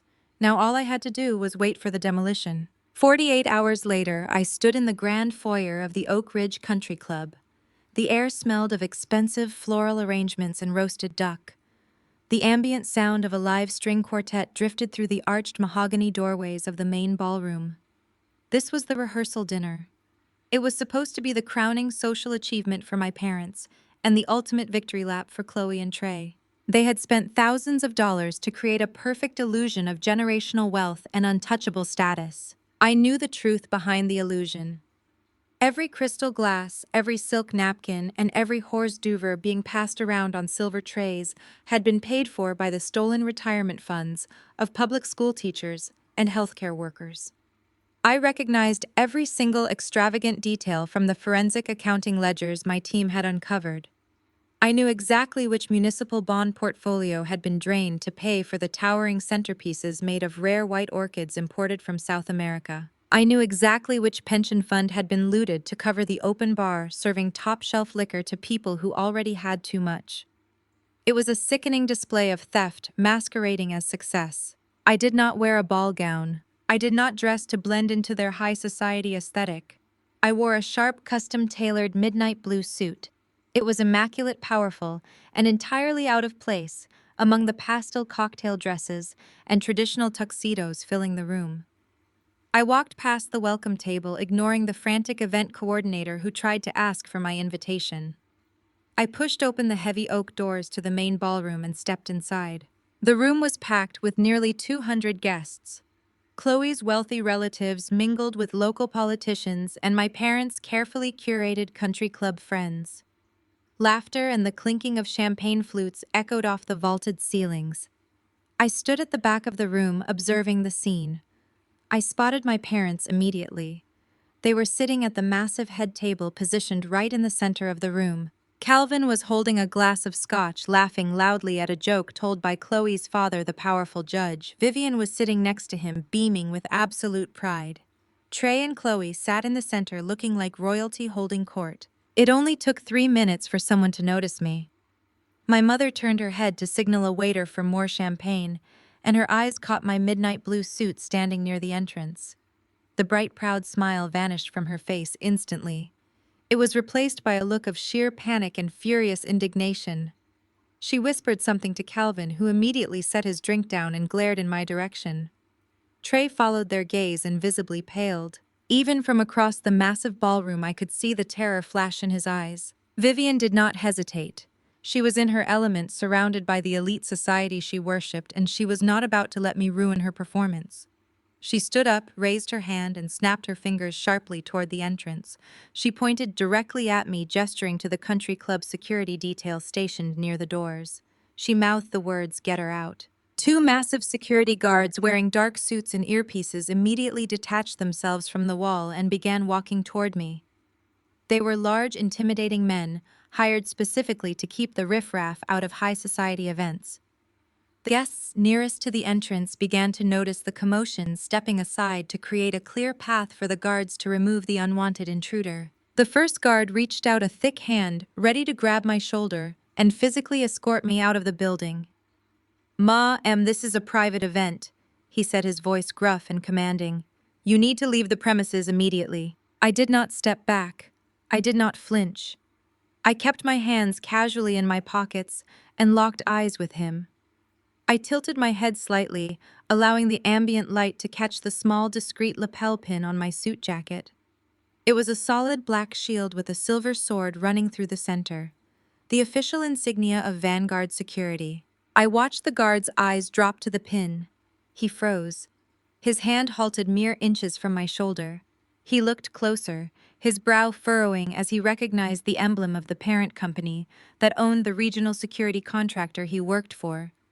He looked back up at my face, searching his memory for the corporate briefings he had been forced to sit through during his training. The realization hit him like a physical blow. I was standing face to face with the founder and chief executive officer of the corporation that signed his paychecks. "Do not touch me," I said, my voice soft but carrying the weight of absolute authority. The guard swallowed hard, taking a rapid step backward. He grabbed the arm of his partner, who was still advancing, and pulled him back aggressively. Both men lowered their heads, avoiding eye contact with me. They took several steps back, melting into the shadows of the doorway, completely abandoning their orders from my mother.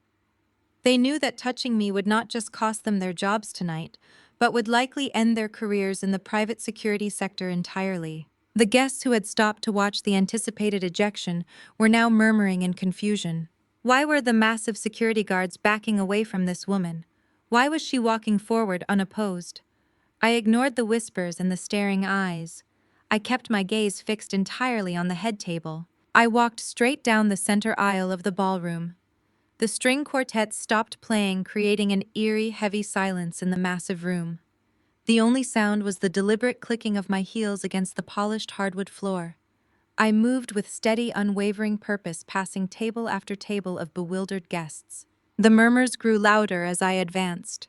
"Who is she?" people whispered.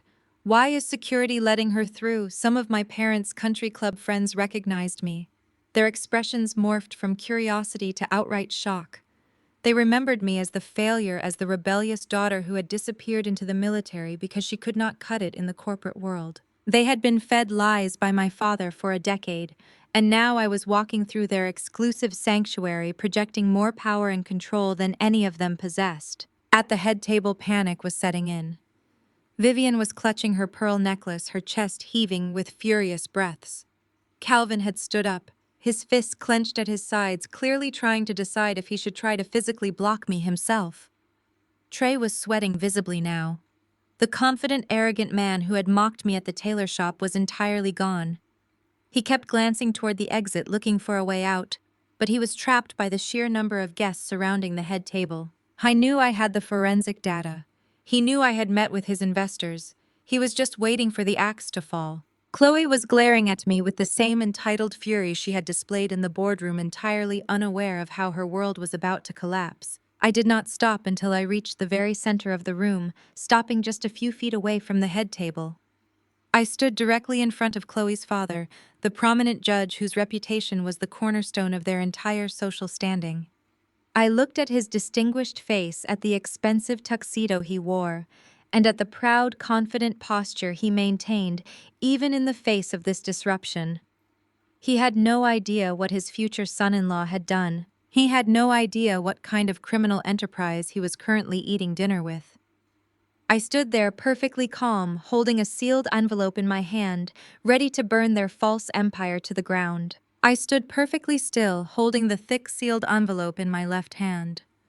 Judge Harrison looked up at me from his prime seat at the center of the head table. His distinguished face wrinkled in a mixture of polite confusion and mild annoyance. He was a man accustomed to absolute deference in his courtroom, and he clearly did not appreciate having his expensive dinner interrupted by a woman he did not recognize. He had absolutely no idea that I was the sister of the groom. My family had kept my existence entirely separated from his carefully curated world.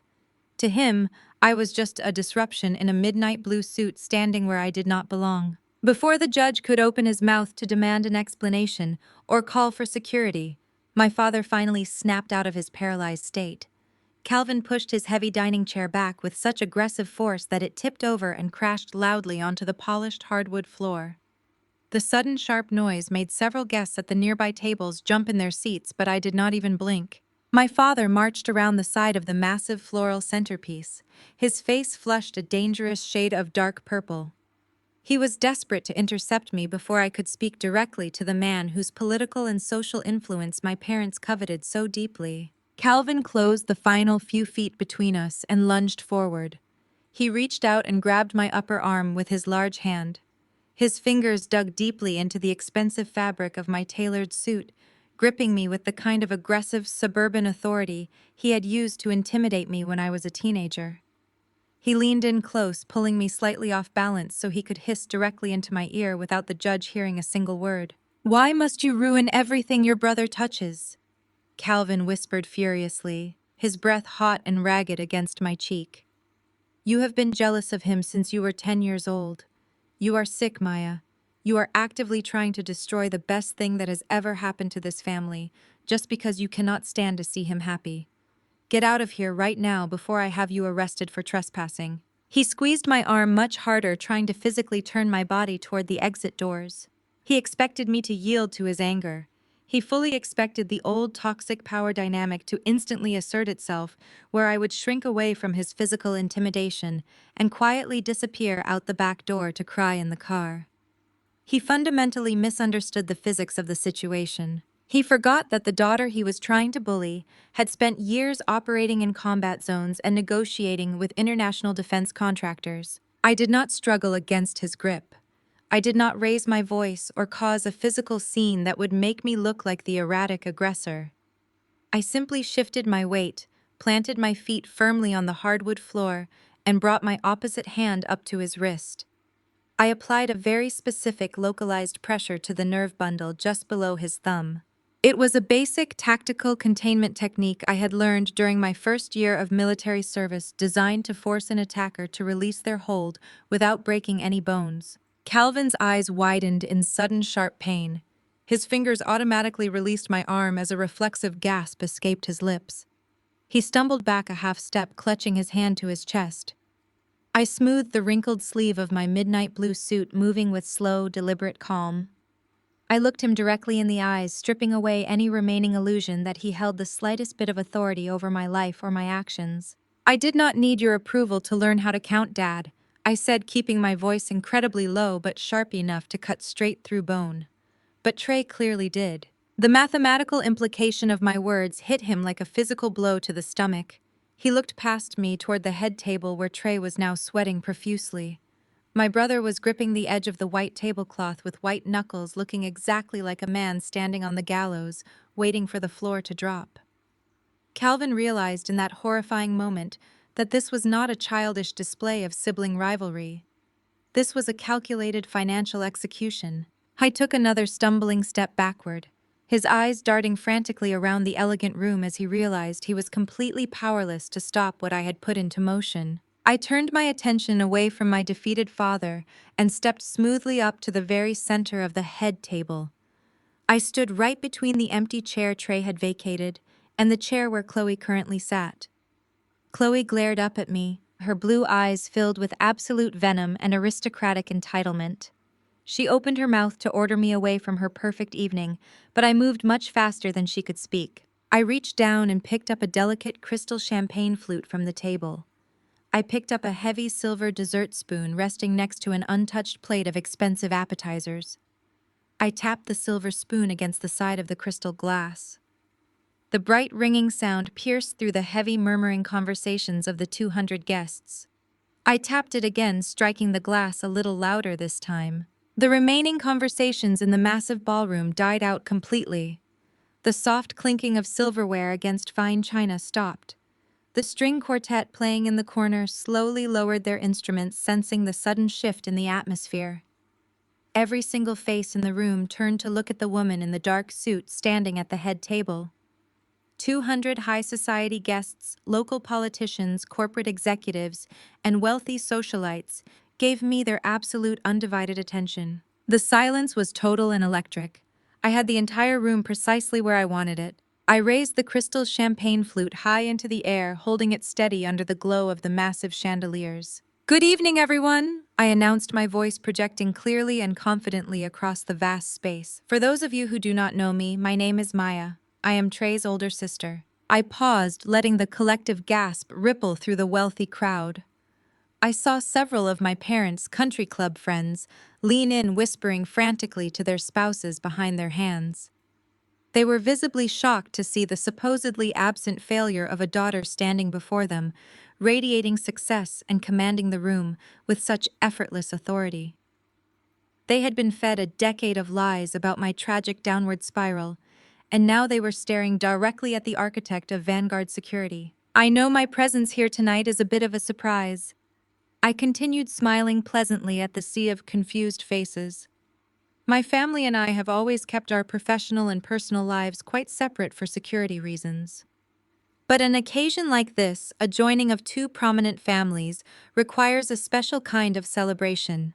It requires us to look very closely at the foundations we are building our futures upon." I turned slightly so I was facing Trey and Chloe directly. Trey was physically shaking his face a sickly pale color. Vivian had covered her mouth with both of her hands, tears of pure panic pooling in her eyes as she silently begged me not to continue. I looked back out at the captivated audience, refusing to grant my mother the mercy she had never granted me. "We are gathered here tonight to celebrate a union built on trust," I said, letting my words echo through the quiet room. "A marriage is a partnership that requires absolute honesty and total transparency. It requires two people to bring their authentic selves to the table, holding nothing back and hiding absolutely nothing in the dark. It is much like a corporate merger. You have to be willing to open your ledgers and let your partner see exactly where the assets are coming from.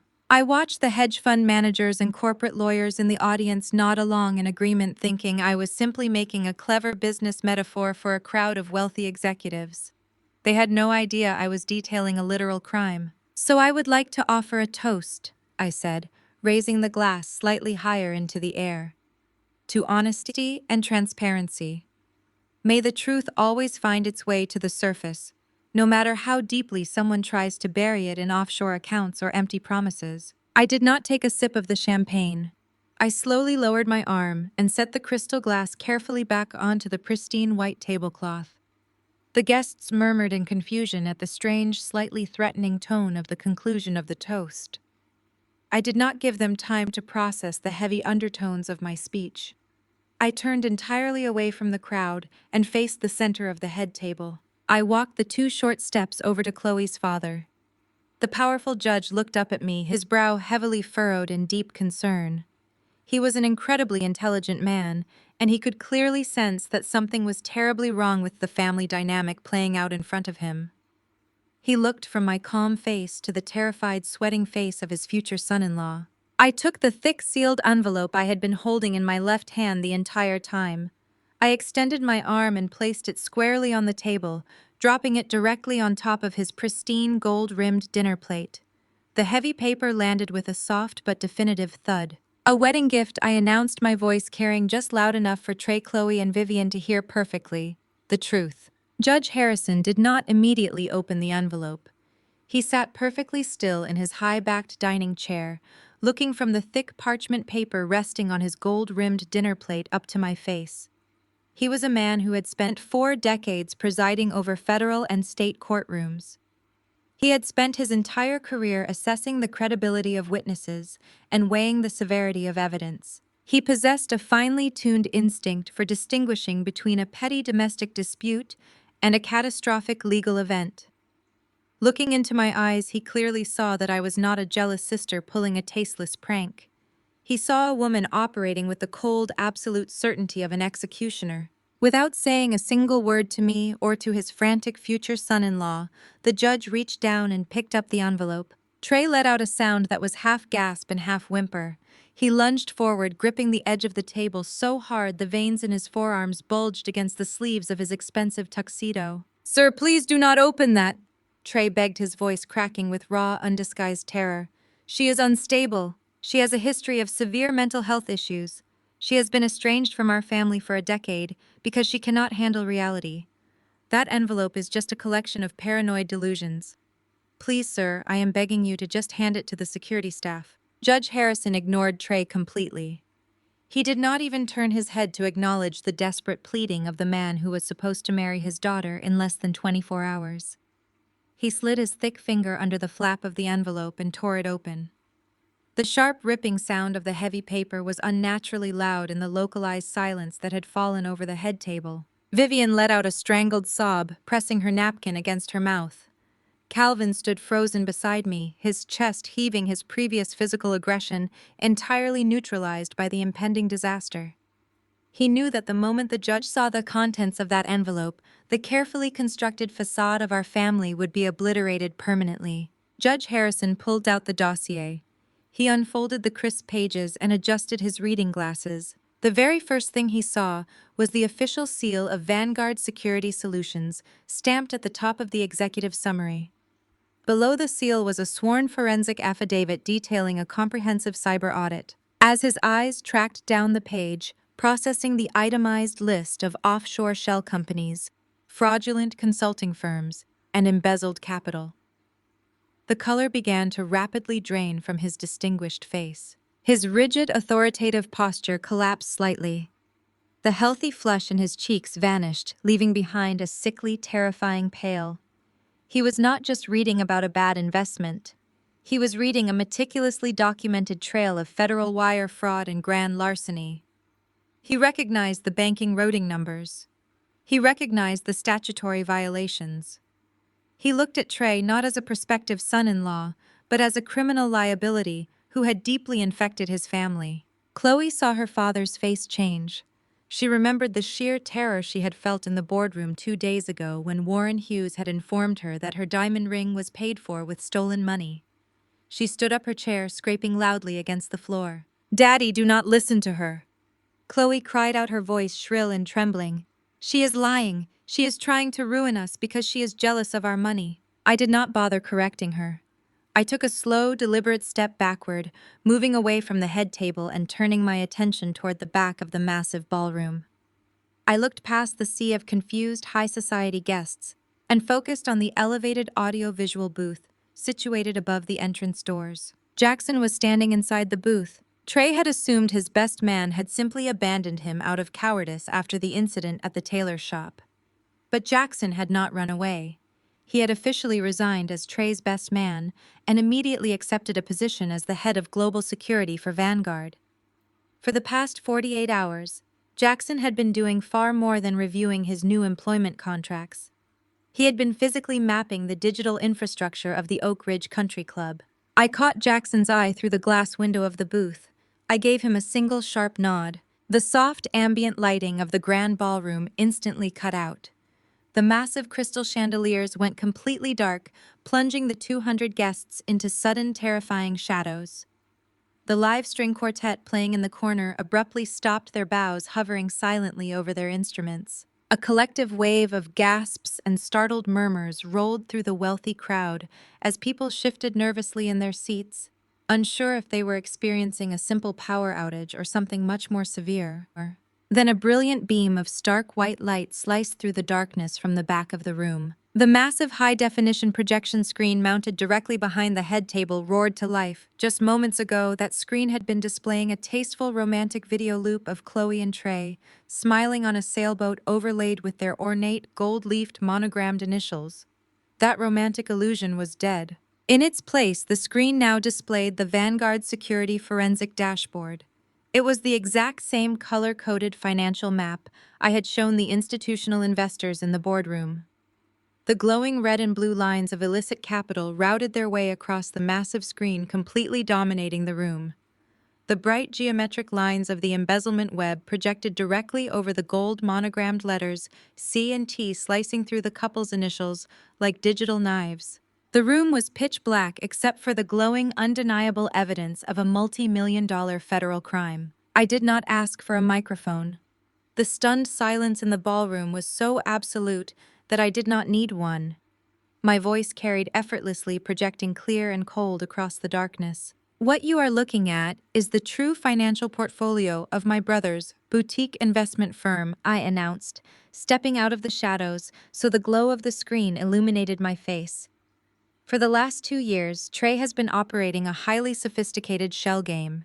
He has been taking capital designated for conservative municipal bonds and secure retirement funds and routing it directly into private offshore accounts. The crowd erupted in frantic whispering.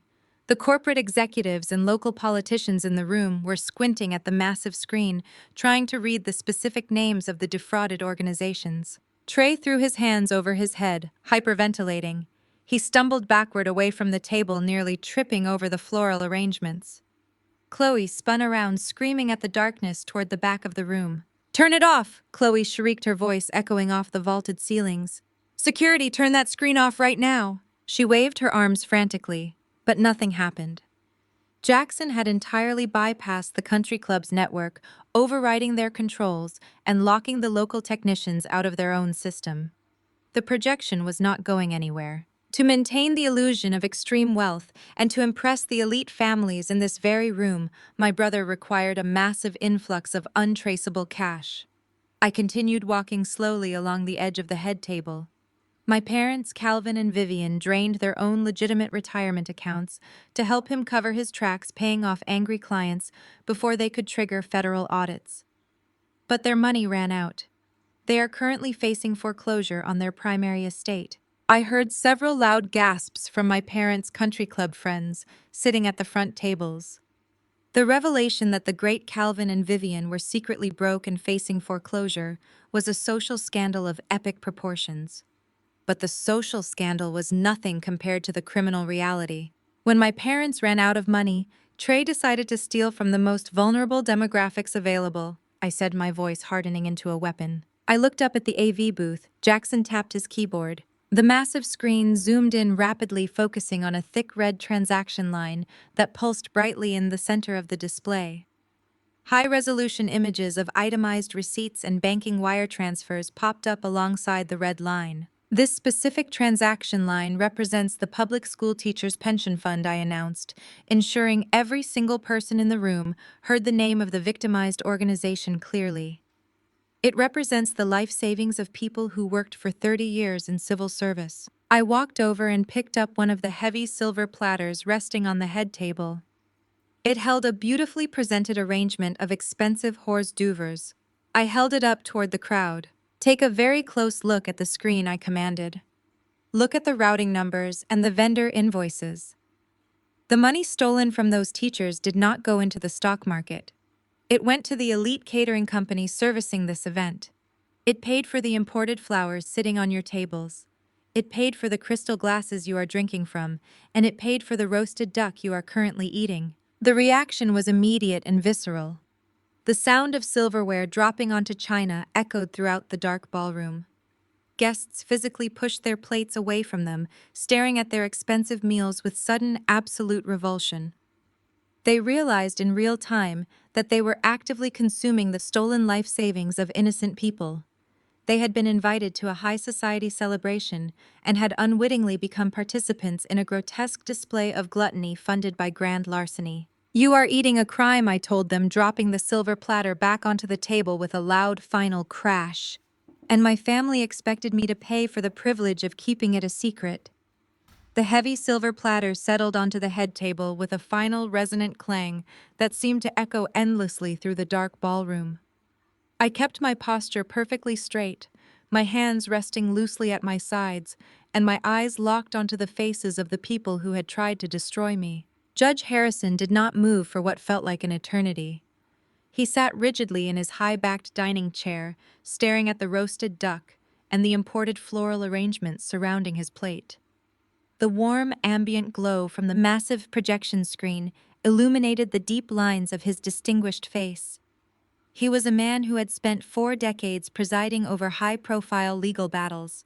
He had built his entire identity on the foundation of his impeccable judgment and his absolute dedication to the letter of the law. Now he was looking at the irrefutable evidence that his own family was actively participating in a multi-million-dollar financial crime. I watched the realization spread across the judge's face like a slow-acting poison. He looked down at the thick sealed envelope I had placed directly onto his gold-rimmed dinner plate. He looked back up at the Vanguard Security forensic dashboard projected onto the massive screen. He connected the routing numbers floating in bright red text to the lavish, extravagant details of the rehearsal dinner he was currently attending. He realized with absolute horrifying clarity that the very food in his mouth and the champagne in his glass were purchased with the stolen life savings of public school teachers and regional healthcare workers. A violent, terrifying shade of dark purple began to creep up from the collar of his expensive tuxedo shirt. It spread rapidly across his neck and suffused his cheeks. He was not just embarrassed. He was experiencing the kind of apocalyptic rage that comes when a powerful man realizes his pristine legacy has been hijacked by a pathetic amateur. His entire judicial career, his political aspirations, and his blue blood family name were now permanently shackled to a massive federal Ponzi scheme. Judge Harrison placed both of his hands flat on the table and stood up. The movement was slow, deliberate, and carried the heavy, menacing weight of a final verdict. He reached down and picked up his monogrammed linen napkin. He did not fold it. He did not place it carefully beside his plate. He threw it directly onto the remnants of his expensive meal, the white fabric soaking up the dark sauce of the stolen food. "We are leaving," Judge Harrison announced, his voice booming through the silent ballroom with the crushing authority of a gavel striking wood. "Chloe, gather your belongings right now. We are walking out of this building and you are never speaking to this man again." Chloe jerked her head toward her father, her eyes wide with frantic confusion. The absolute certainty in her father's voice shattered the last remaining pieces of her delusion. She realized that I had not manipulated the presentation. She realized that her father, the legal expert, had instantly recognized the validity of the federal wire fraud flashing on the screen behind them. "Daddy, please!" Chloe stammered, her voice pitching into a shrill, panicked whine. He said his firm was expanding. He said the capital was completely secure. She spun around to face Trey.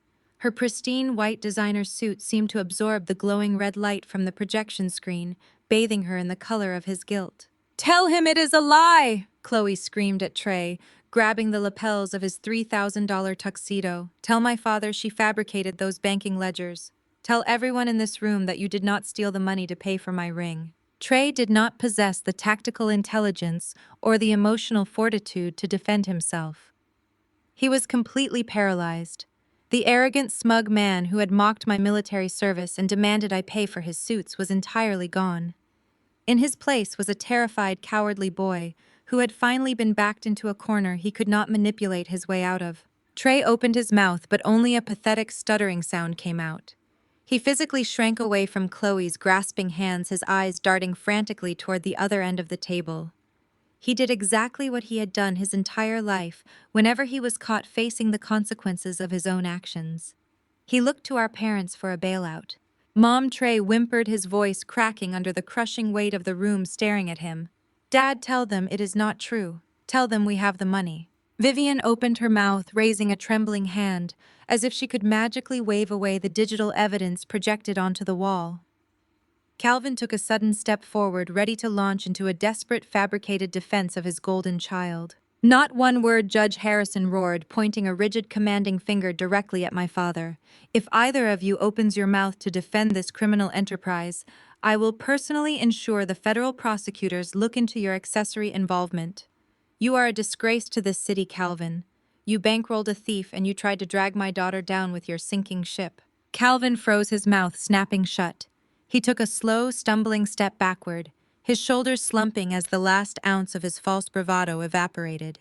He realized that the judge was not just walking away from the wedding.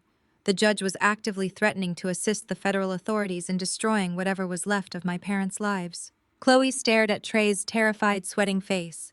She looked at the way he had immediately cried out to his mother for help instead of defending her honor. She saw the absolute, undeniable cowardice radiating from every inch of his body.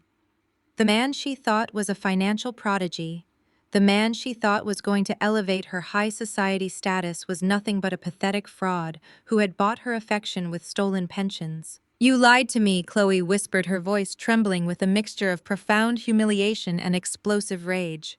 "You made me look like a fool in front of my entire family." Trey reached out a shaking hand, trying to grab her arm. "Chloe, baby, please, I only did it because I wanted to give you the wedding you deserved. I was going to put the money back. I swear I was going to replace it before anyone noticed." He admitted it. Right there in front of the entire ballroom, in front of the powerful judge and the 200 high society guests, Trey openly confessed to the embezzlement. Chloe's expression hardened into pure, unadulterated fury. She ripped her arm away from his grasping fingers. She planted her feet firmly on the hardwood floor, pulled her right arm back, and slapped Trey across the face with every single ounce of strength she possessed. The sharp, violent crack of the physical blow echoed through the cavernous, dark ballroom like a gunshot. Trey stumbled sideways, knocking his chair over as he clutched his rapidly reddening cheek. He looked up at her, his eyes wide with shock and pain. Chloe did not hesitate. She reached down to her left hand, grabbed the massive, flawless diamond ring, and ripped it violently off her finger. She threw the $150,000 stolen asset directly at Trey's chest. The heavy ring bounced off his tuxedo jacket and hit the hardwood floor, rolling away into the shadows under the table. "Do not ever contact me again," Chloe spat, her voice dripping with absolute venom. She turned on her heel and marched away from the head table, her white designer suit cutting a sharp path through the darkness. Judge Harrison gave my father one last look of profound disgust before turning and following his daughter toward the exit. The entire Harrison family stood up from their designated VIP tables, gathering their coats and their evening bags, moving in unison to abandon the toxic wreckage of the rehearsal dinner. Their departure served as the catalyst for the rest of the room. The 200 high society guests, the local politicians, and the corporate executives realized they were sitting in the middle of an active crime scene. The synchronized scraping of chairs filled the room as dozens of people stood up simultaneously. Nobody wanted to be associated with my parents. Nobody wanted to be photographed eating a meal paid for by defrauded teachers. The mass exodus was swift and merciless. People abandoned their full plates and their crystal glasses, hurrying toward the heavy oak doors without looking back. I watched my parents' country club friends, the people they had spent decades trying to impress, actively avert their eyes as they rushed past the head table. The social standing my parents had sacrificed everything to build was completely obliterated in less than 5 minutes. Trey fell to his knees beside the overturned chair, his hands pressing into his face as he let out a loud, pathetic sob. He was surrounded by the ruined remnants of his false empire, the discarded linen napkins and the half-empty champagne glasses. I stood in the center of the room, watching the destruction with cold, detached clarity. I felt no pity for the brother who had locked me out in the freezing rain. I felt no remorse for the parents who had threatened to ruin my company just to protect his fragile ego. I had given them exactly what they asked for. I had given them the absolute, unvarnished truth. The ballroom was nearly empty now. The heavy double doors at the main entrance stood wide open, letting the cool night air drift into the cavernous space. Through the massive floor-to-ceiling windows lining the far wall of the country club, I noticed a sudden shift in the darkness outside. The long, winding private driveway leading up to the main clubhouse was normally illuminated by soft yellow landscape lights. But those soft lights were suddenly being overpowered by a different kind of illumination. Bright, sharp flashes of red and blue light began to paint the glass windows. The flashing lights were moving rapidly up the driveway, cutting through the dark night with silent, terrifying speed. They were moving in a tight, coordinated formation, reflecting off the pristine hood of my armored SUV parked near the entrance. I could see the distinct outlines of federal law enforcement vehicles and local police cruisers making their final approach toward the country club.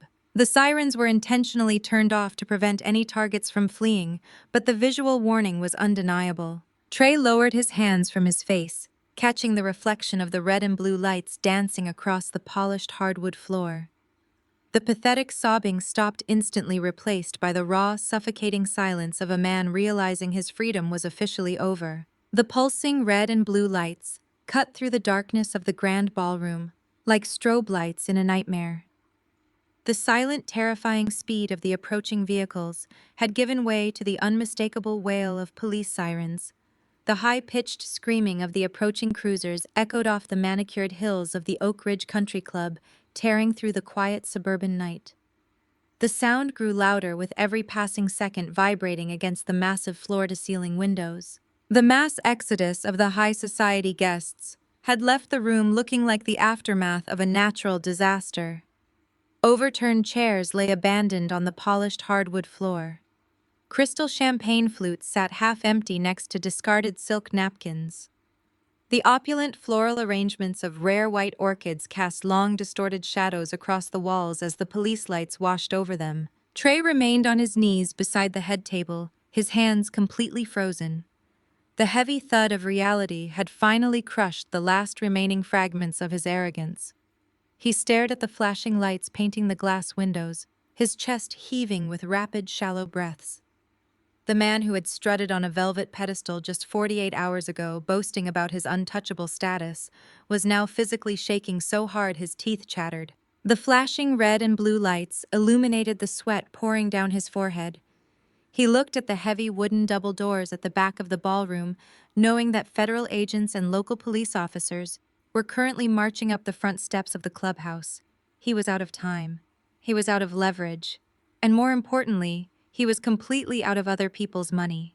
Trey snapped his head away from the windows and looked frantically at our father. "Dad, do something!"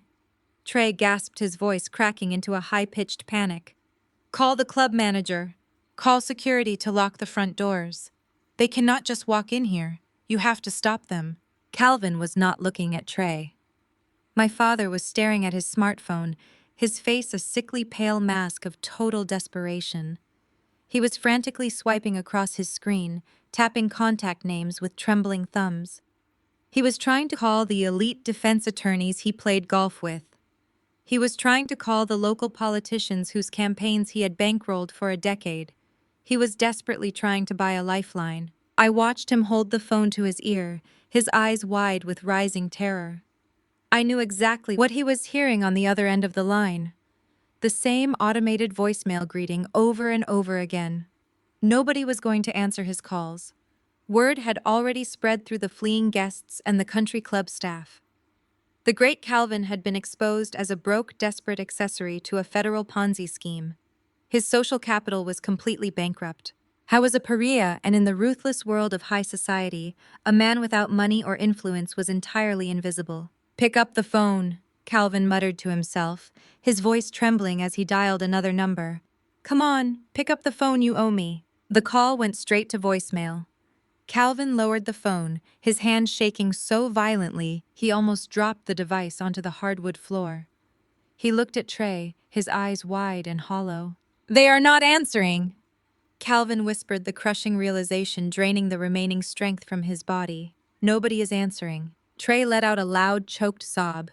He realized his father, the man who had always bailed him out of every mistake, who had paid off his speeding tickets and covered his failing grades, was utterly powerless. The protective shield of their suburban wealth had evaporated. Trey spun around on his knees, his frantic, terrified eyes locked onto me.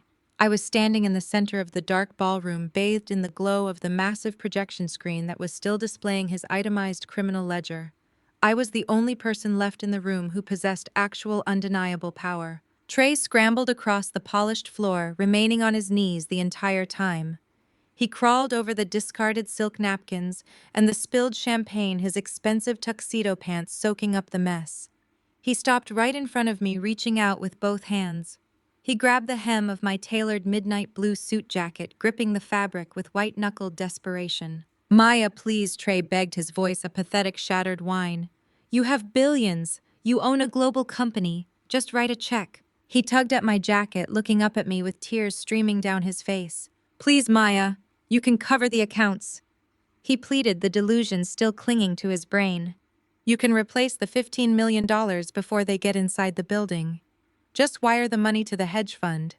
We can tell the federal agents it was all a massive accounting error. We can tell them the capital was just temporarily displaced, and Vanguard Security corrected the ledger. You can make this go away. I am your brother. I am your flesh and blood.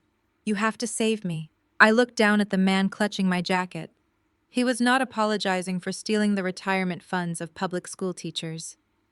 He was not showing remorse for lying to his fiancée or destroying the lives of innocent investors. He was just begging for a richer, smarter person to erase the consequences of his actions.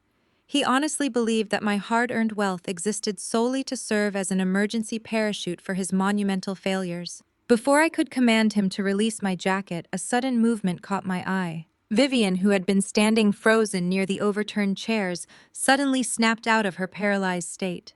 The sound of the approaching sirens, reaching a deafening volume outside the windows, broke through her shock. She realized her golden child, her perfect son, was seconds away from being placed in handcuffs and dragged out of a country club in front of whatever staff remained. My mother rushed forward, her designer evening gown rustling loudly in the quiet room. She dropped the crystal champagne flute she had been unconsciously gripping. The glass shattered against the floor, sending sharp shards skittering across the wood. She did not even flinch. Vivian lunged toward me. She reached out and grabbed both of my shoulders, her perfectly manicured fingernails digging into my suit jacket. She pulled me slightly, forcing me to look directly into her eyes. For the first time in my entire 35 years of existence, I saw my mother crying real tears. These were not the calculated, performative tears she used to manipulate her society friends or extract sympathy from my father. These were hot, heavy tears of absolute, genuine terror. Her flawless makeup was ruined, dark streaks of mascara running down her flushed cheeks. "Save him, Maya!" Vivian screamed, her voice raw and jagged, tearing from her throat. She shook my shoulders, her grip remarkably strong, fueled by pure maternal panic. "You have the power to stop this," she cried, the tears flowing freely down her face. "You have the money and the lawyers and the corporate influence. Do not let them take my boy. I am begging you. If you have any heart left in your body, save this family. You cannot just stand there and watch your own brother go to prison. Do something." I stood perfectly still, absorbing the frantic weight of her hands on my shoulders. and the pathetic begging of my brother at my feet. I listened to the heavy pounding of footsteps echoing in the grand foyer outside the ballroom doors, indicating that the authorities had successfully breached the building. I looked into my mother's terrified eyes. I saw the desperate manipulation she was trying to deploy. She was trying to weaponize the concept of family loyalty. She was trying to invoke a shared bond that she herself had destroyed a decade ago when she allowed her son to lock me out in the freezing rain. She wanted me to have a heart for the son she had protected while ignoring the daughter she had actively tried to ruin. She thought the sight of her genuine tears would finally break my resolve. She thought the instinct of a daughter to please her mother would override my sense of justice. I reached up and placed my hands firmly over my mother's wrists. I did not use aggressive force. I simply applied a steady, immovable pressure, breaking her grip on my shoulders. I pushed her hands away, letting them fall back to her sides. I took a slow, deliberate step, backward, moving entirely out of their frantic, grasping reach. I smoothed the lapels of my midnight blue suit, adjusting the fabric where their desperate hands had wrinkled it. I looked down at Trey, who was still kneeling on the floor, his hands hovering in the empty space where my jacket had just been. I looked at Vivian, who was staring at me in horrified disbelief, realizing that her tears held absolutely no currency in my world. I save people who deserve it, I said, my voice dropping to a cold, terrifying calm that completely overpowered the sound of the approaching footsteps. I kept my eyes locked onto my mother's ruined face, delivering the final, undeniable truth. You threw me away to protect his ego. Now you can watch it break. The heavy oak doors of the Oak Ridge Country Club ballroom did not simply open. They were pushed apart with a sudden and violent force that sent them crashing against the interior walls. The loud, sharp sound echoed through the cavernous space, instantly shattering whatever fragile silence had remained after the guests fled. Federal agents wearing dark tactical windbreakers with bold yellow lettering across their backs flooded into the grand ballroom. They were immediately followed by a squad of local police officers in full uniform. Their heavy boots trampled carelessly over the discarded silk napkins and crushed the fallen petals of the imported white orchids. They moved with absolute unyielding military precision, completely indifferent to the opulent high society surroundings they had just invaded. The sharp static chatter of police radios cut through the air, replacing the gentle classical music that had been playing just an hour prior. My father, Calvin, stepped forward instinctively, stepping in front of the approaching officers. He puffed out his chest, attempting to summon the booming, authoritative voice he had used his entire life to intimidate subordinates and impress his country club peers. He honestly believed that his zip code and his tailored tuxedo granted him immunity from the harsh realities of the criminal justice system. "There is a massive misunderstanding here," Calvin declared, raising his hands in a gesture that was half placating and half commanding. "I am Calvin, and I demand to know who is in charge of this unit. I play golf with the mayor of this city. You are trespassing on a private event, and I will have every single one of your badges if you do not stop right now." The lead federal agent, a tall, broad-shouldered man with a face carved from stone, did not even slow his stride. He did not blink. He did not acknowledge my father's social status or his empty suburban threats. The agent simply extended a thick arm and shoved my father out of the way with effortless physical force. Calvin stumbled backward, his expensive leather shoes slipping on the spilled champagne until he caught himself against a decorative pillar. His mouth hung open in absolute shock. For the first time in his life, his name and his money meant absolutely nothing. Vivian, realizing that her husband had failed to stop the inevitable advance, let out a shrill, hysterical scream. She threw herself into the center of the aisle, directly in the path of the federal agents. Her designer evening gown dragged heavily against the wet hardwood floor. She reached out with her trembling hands and actually grabbed the forearm of the lead agent, digging her manicured fingernails into his tactical jacket. "You cannot do this!" Vivian shrieked, her voice raw and jagged with genuine panic. "He is a good boy. He is a financial professional. This is a private family celebration. You have the wrong person. Please, you have to listen to me." The lead agent stopped. He looked down at my mother's grasping hands and then looked her dead in the eyes. His expression was completely devoid of any sympathy or hesitation. "Release my jacket immediately." The agent ordered, his voice a deep, terrifying rumble of absolute legal authority. "If you continue to impede a federal investigation, I will place you under arrest for obstruction of justice, and you will be walking out of this building in handcuffs right next to your son. Let go right now." The threat of being publicly arrested, the sheer horrifying thought of being paraded out of the country club in handcuffs, in front of whatever staff remained, was the only thing powerful enough to pierce through my mother's maternal panic. Her fierce grip instantly vanished. Self-preservation, her most fundamental defining trait, immediately took over.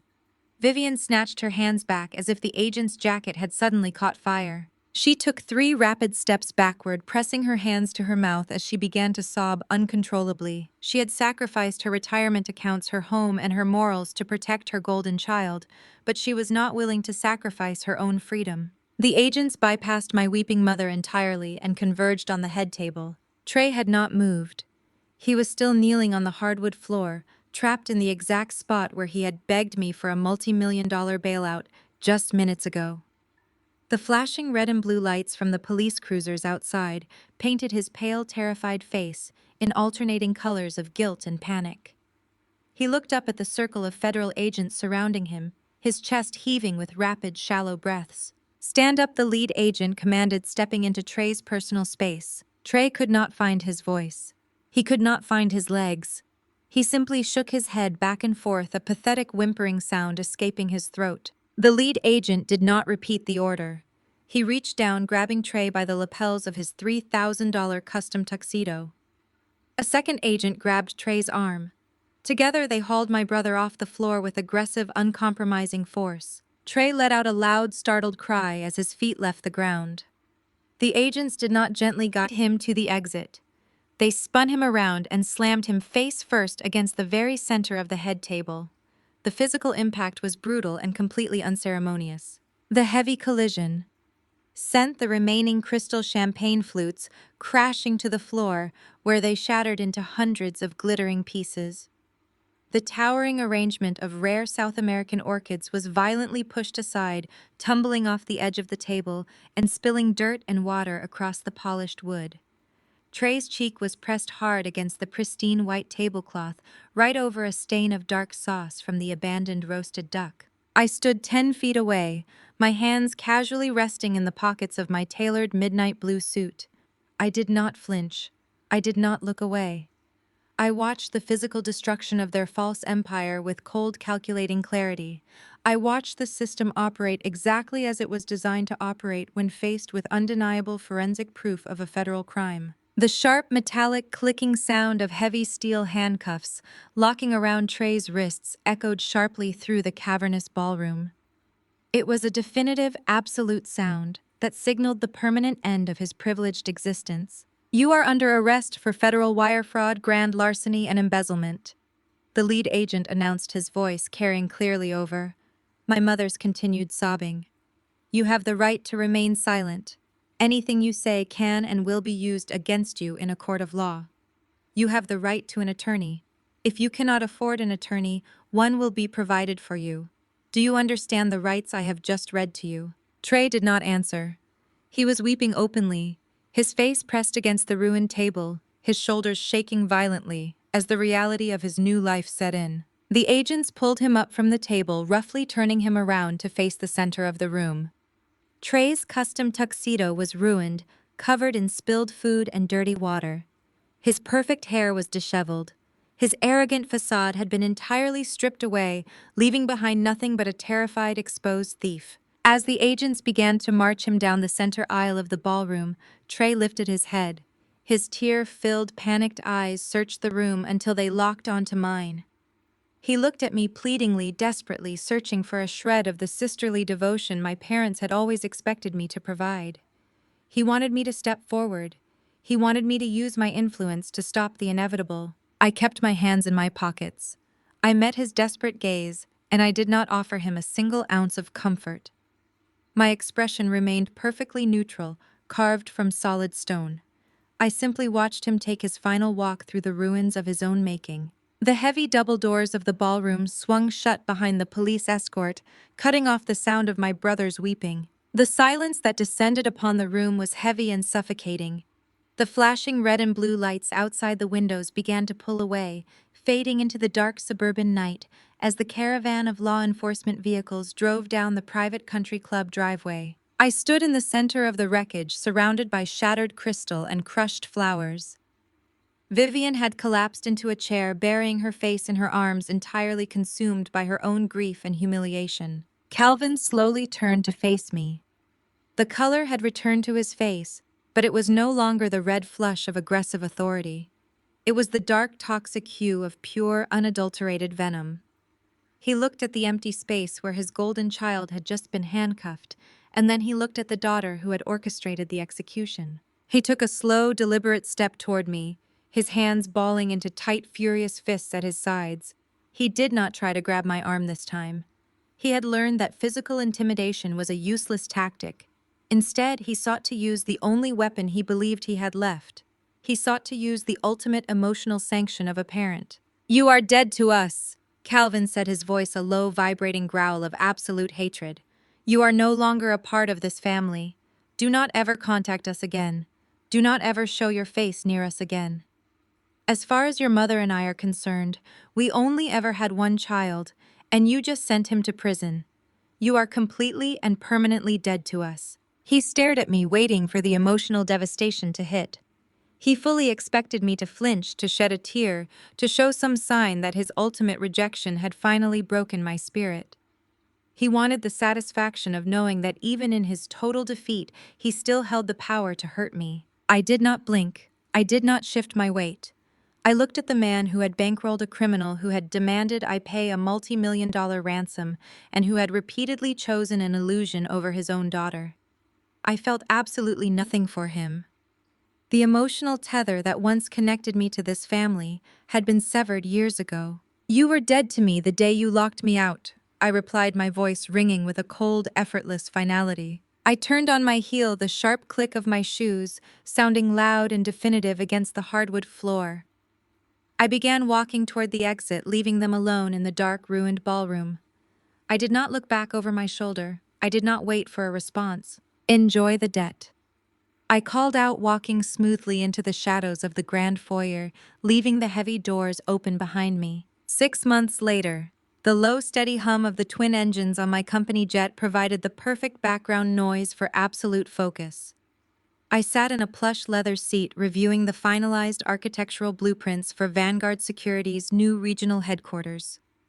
It was the exact same 75,000 square foot training campus that my brother and my father had desperately tried to sabotage with fake environmental permits. They had tried to lock me out of the city's corporate sector. Instead, the Department of Defense had classified my facility as critical national security infrastructure, completely overriding the local zoning board and stripping my father's political pawns of any remaining authority. It had been exactly 180 days since federal agents dragged Trey out of the Oak Ridge Country Club in handcuffs. The justice system moves incredibly slowly for the ultra-wealthy, but it moves with terrifying speed for the newly broke. Trey did not have the funds to hire a top-tier defense team. Warren Hughes and the institutional investors had immediately frozen every single asset tied to his boutique firm. When Trey finally stood before a federal judge, there were no prominent character witnesses willing to speak on his behalf. Chloe had entirely erased him from her life within 24 hours of the rehearsal dinner. She filed a police report, claiming she was a victim of his financial manipulation, distancing herself completely from the fallout. Her father, Judge Harrison, made a few quiet, highly strategic phone calls to ensure that the federal prosecutors threw the absolute maximum weight of the law at the man who had almost ruined his pristine family name. Trey pleaded guilty to federal wire fraud and grand larceny because he had absolutely no other legal option. He was sentenced to 10 years in a federal penitentiary. He traded his custom-tailored $3,000 tuxedo for a standard-issue prison uniform. There were no gold monograms in federal lockup. Calvin and Vivian fared no better. The resulting civil suits launched by the defrauded investors absolutely decimated whatever remained of my parents' false empire. Because the forensic audit proved they had actively participated in the cover-up, using their own accounts to pay off suspicious clients. Their assets were seized to pay court-ordered restitution. The bank finalized the foreclosure on the grand estate. The luxury imported cars were quickly repossessed by aggressive creditors. The antique mahogany furniture, the silk rugs, the oil paintings, all of it was auctioned off to the highest bidder to repay the public school teachers' pension fund. My parents were completely excommunicated from their high society circles. The country club formally revoked their membership. Their friends stopped returning their phone calls. They were forced to move into a cramped two-bedroom apartment on the far industrial side of the city. It was the exact same working-class neighborhood they used to mock when they hosted their lavish dinner parties. They were now surrounded by the very people they had spent their entire lives looking down upon, stripped of their wealth and their unearned pride. Jackson walked into the main cabin of the jet carrying 2 ceramic mugs. He handed me a dark roast coffee, taking the leather seat across the mahogany table from me. He had seamlessly transitioned into his role as head of global security. He wore a sharp black suit, moving with the quiet, hyper-vigilant confidence that made him brilliant at his job. He looked at the massive blueprints spread out between us. "The construction crews are running ahead of schedule," Director Jackson said, taking a sip of his coffee. "The reinforced perimeter walls went up this morning. The local councilman tried to send an inspector to hassle the site manager, but we showed him the federal authorization." The inspector turned around and drove away without stepping out of his vehicle. I smiled, keeping my eyes on the schematics. "Good. Make sure the crew gets a bonus for the accelerated timeline. We reward people who actually do the work." Jackson nodded, setting his mug down. He looked out the oval window at the tarmac, where the ground crews were finalizing our pre-flight checks.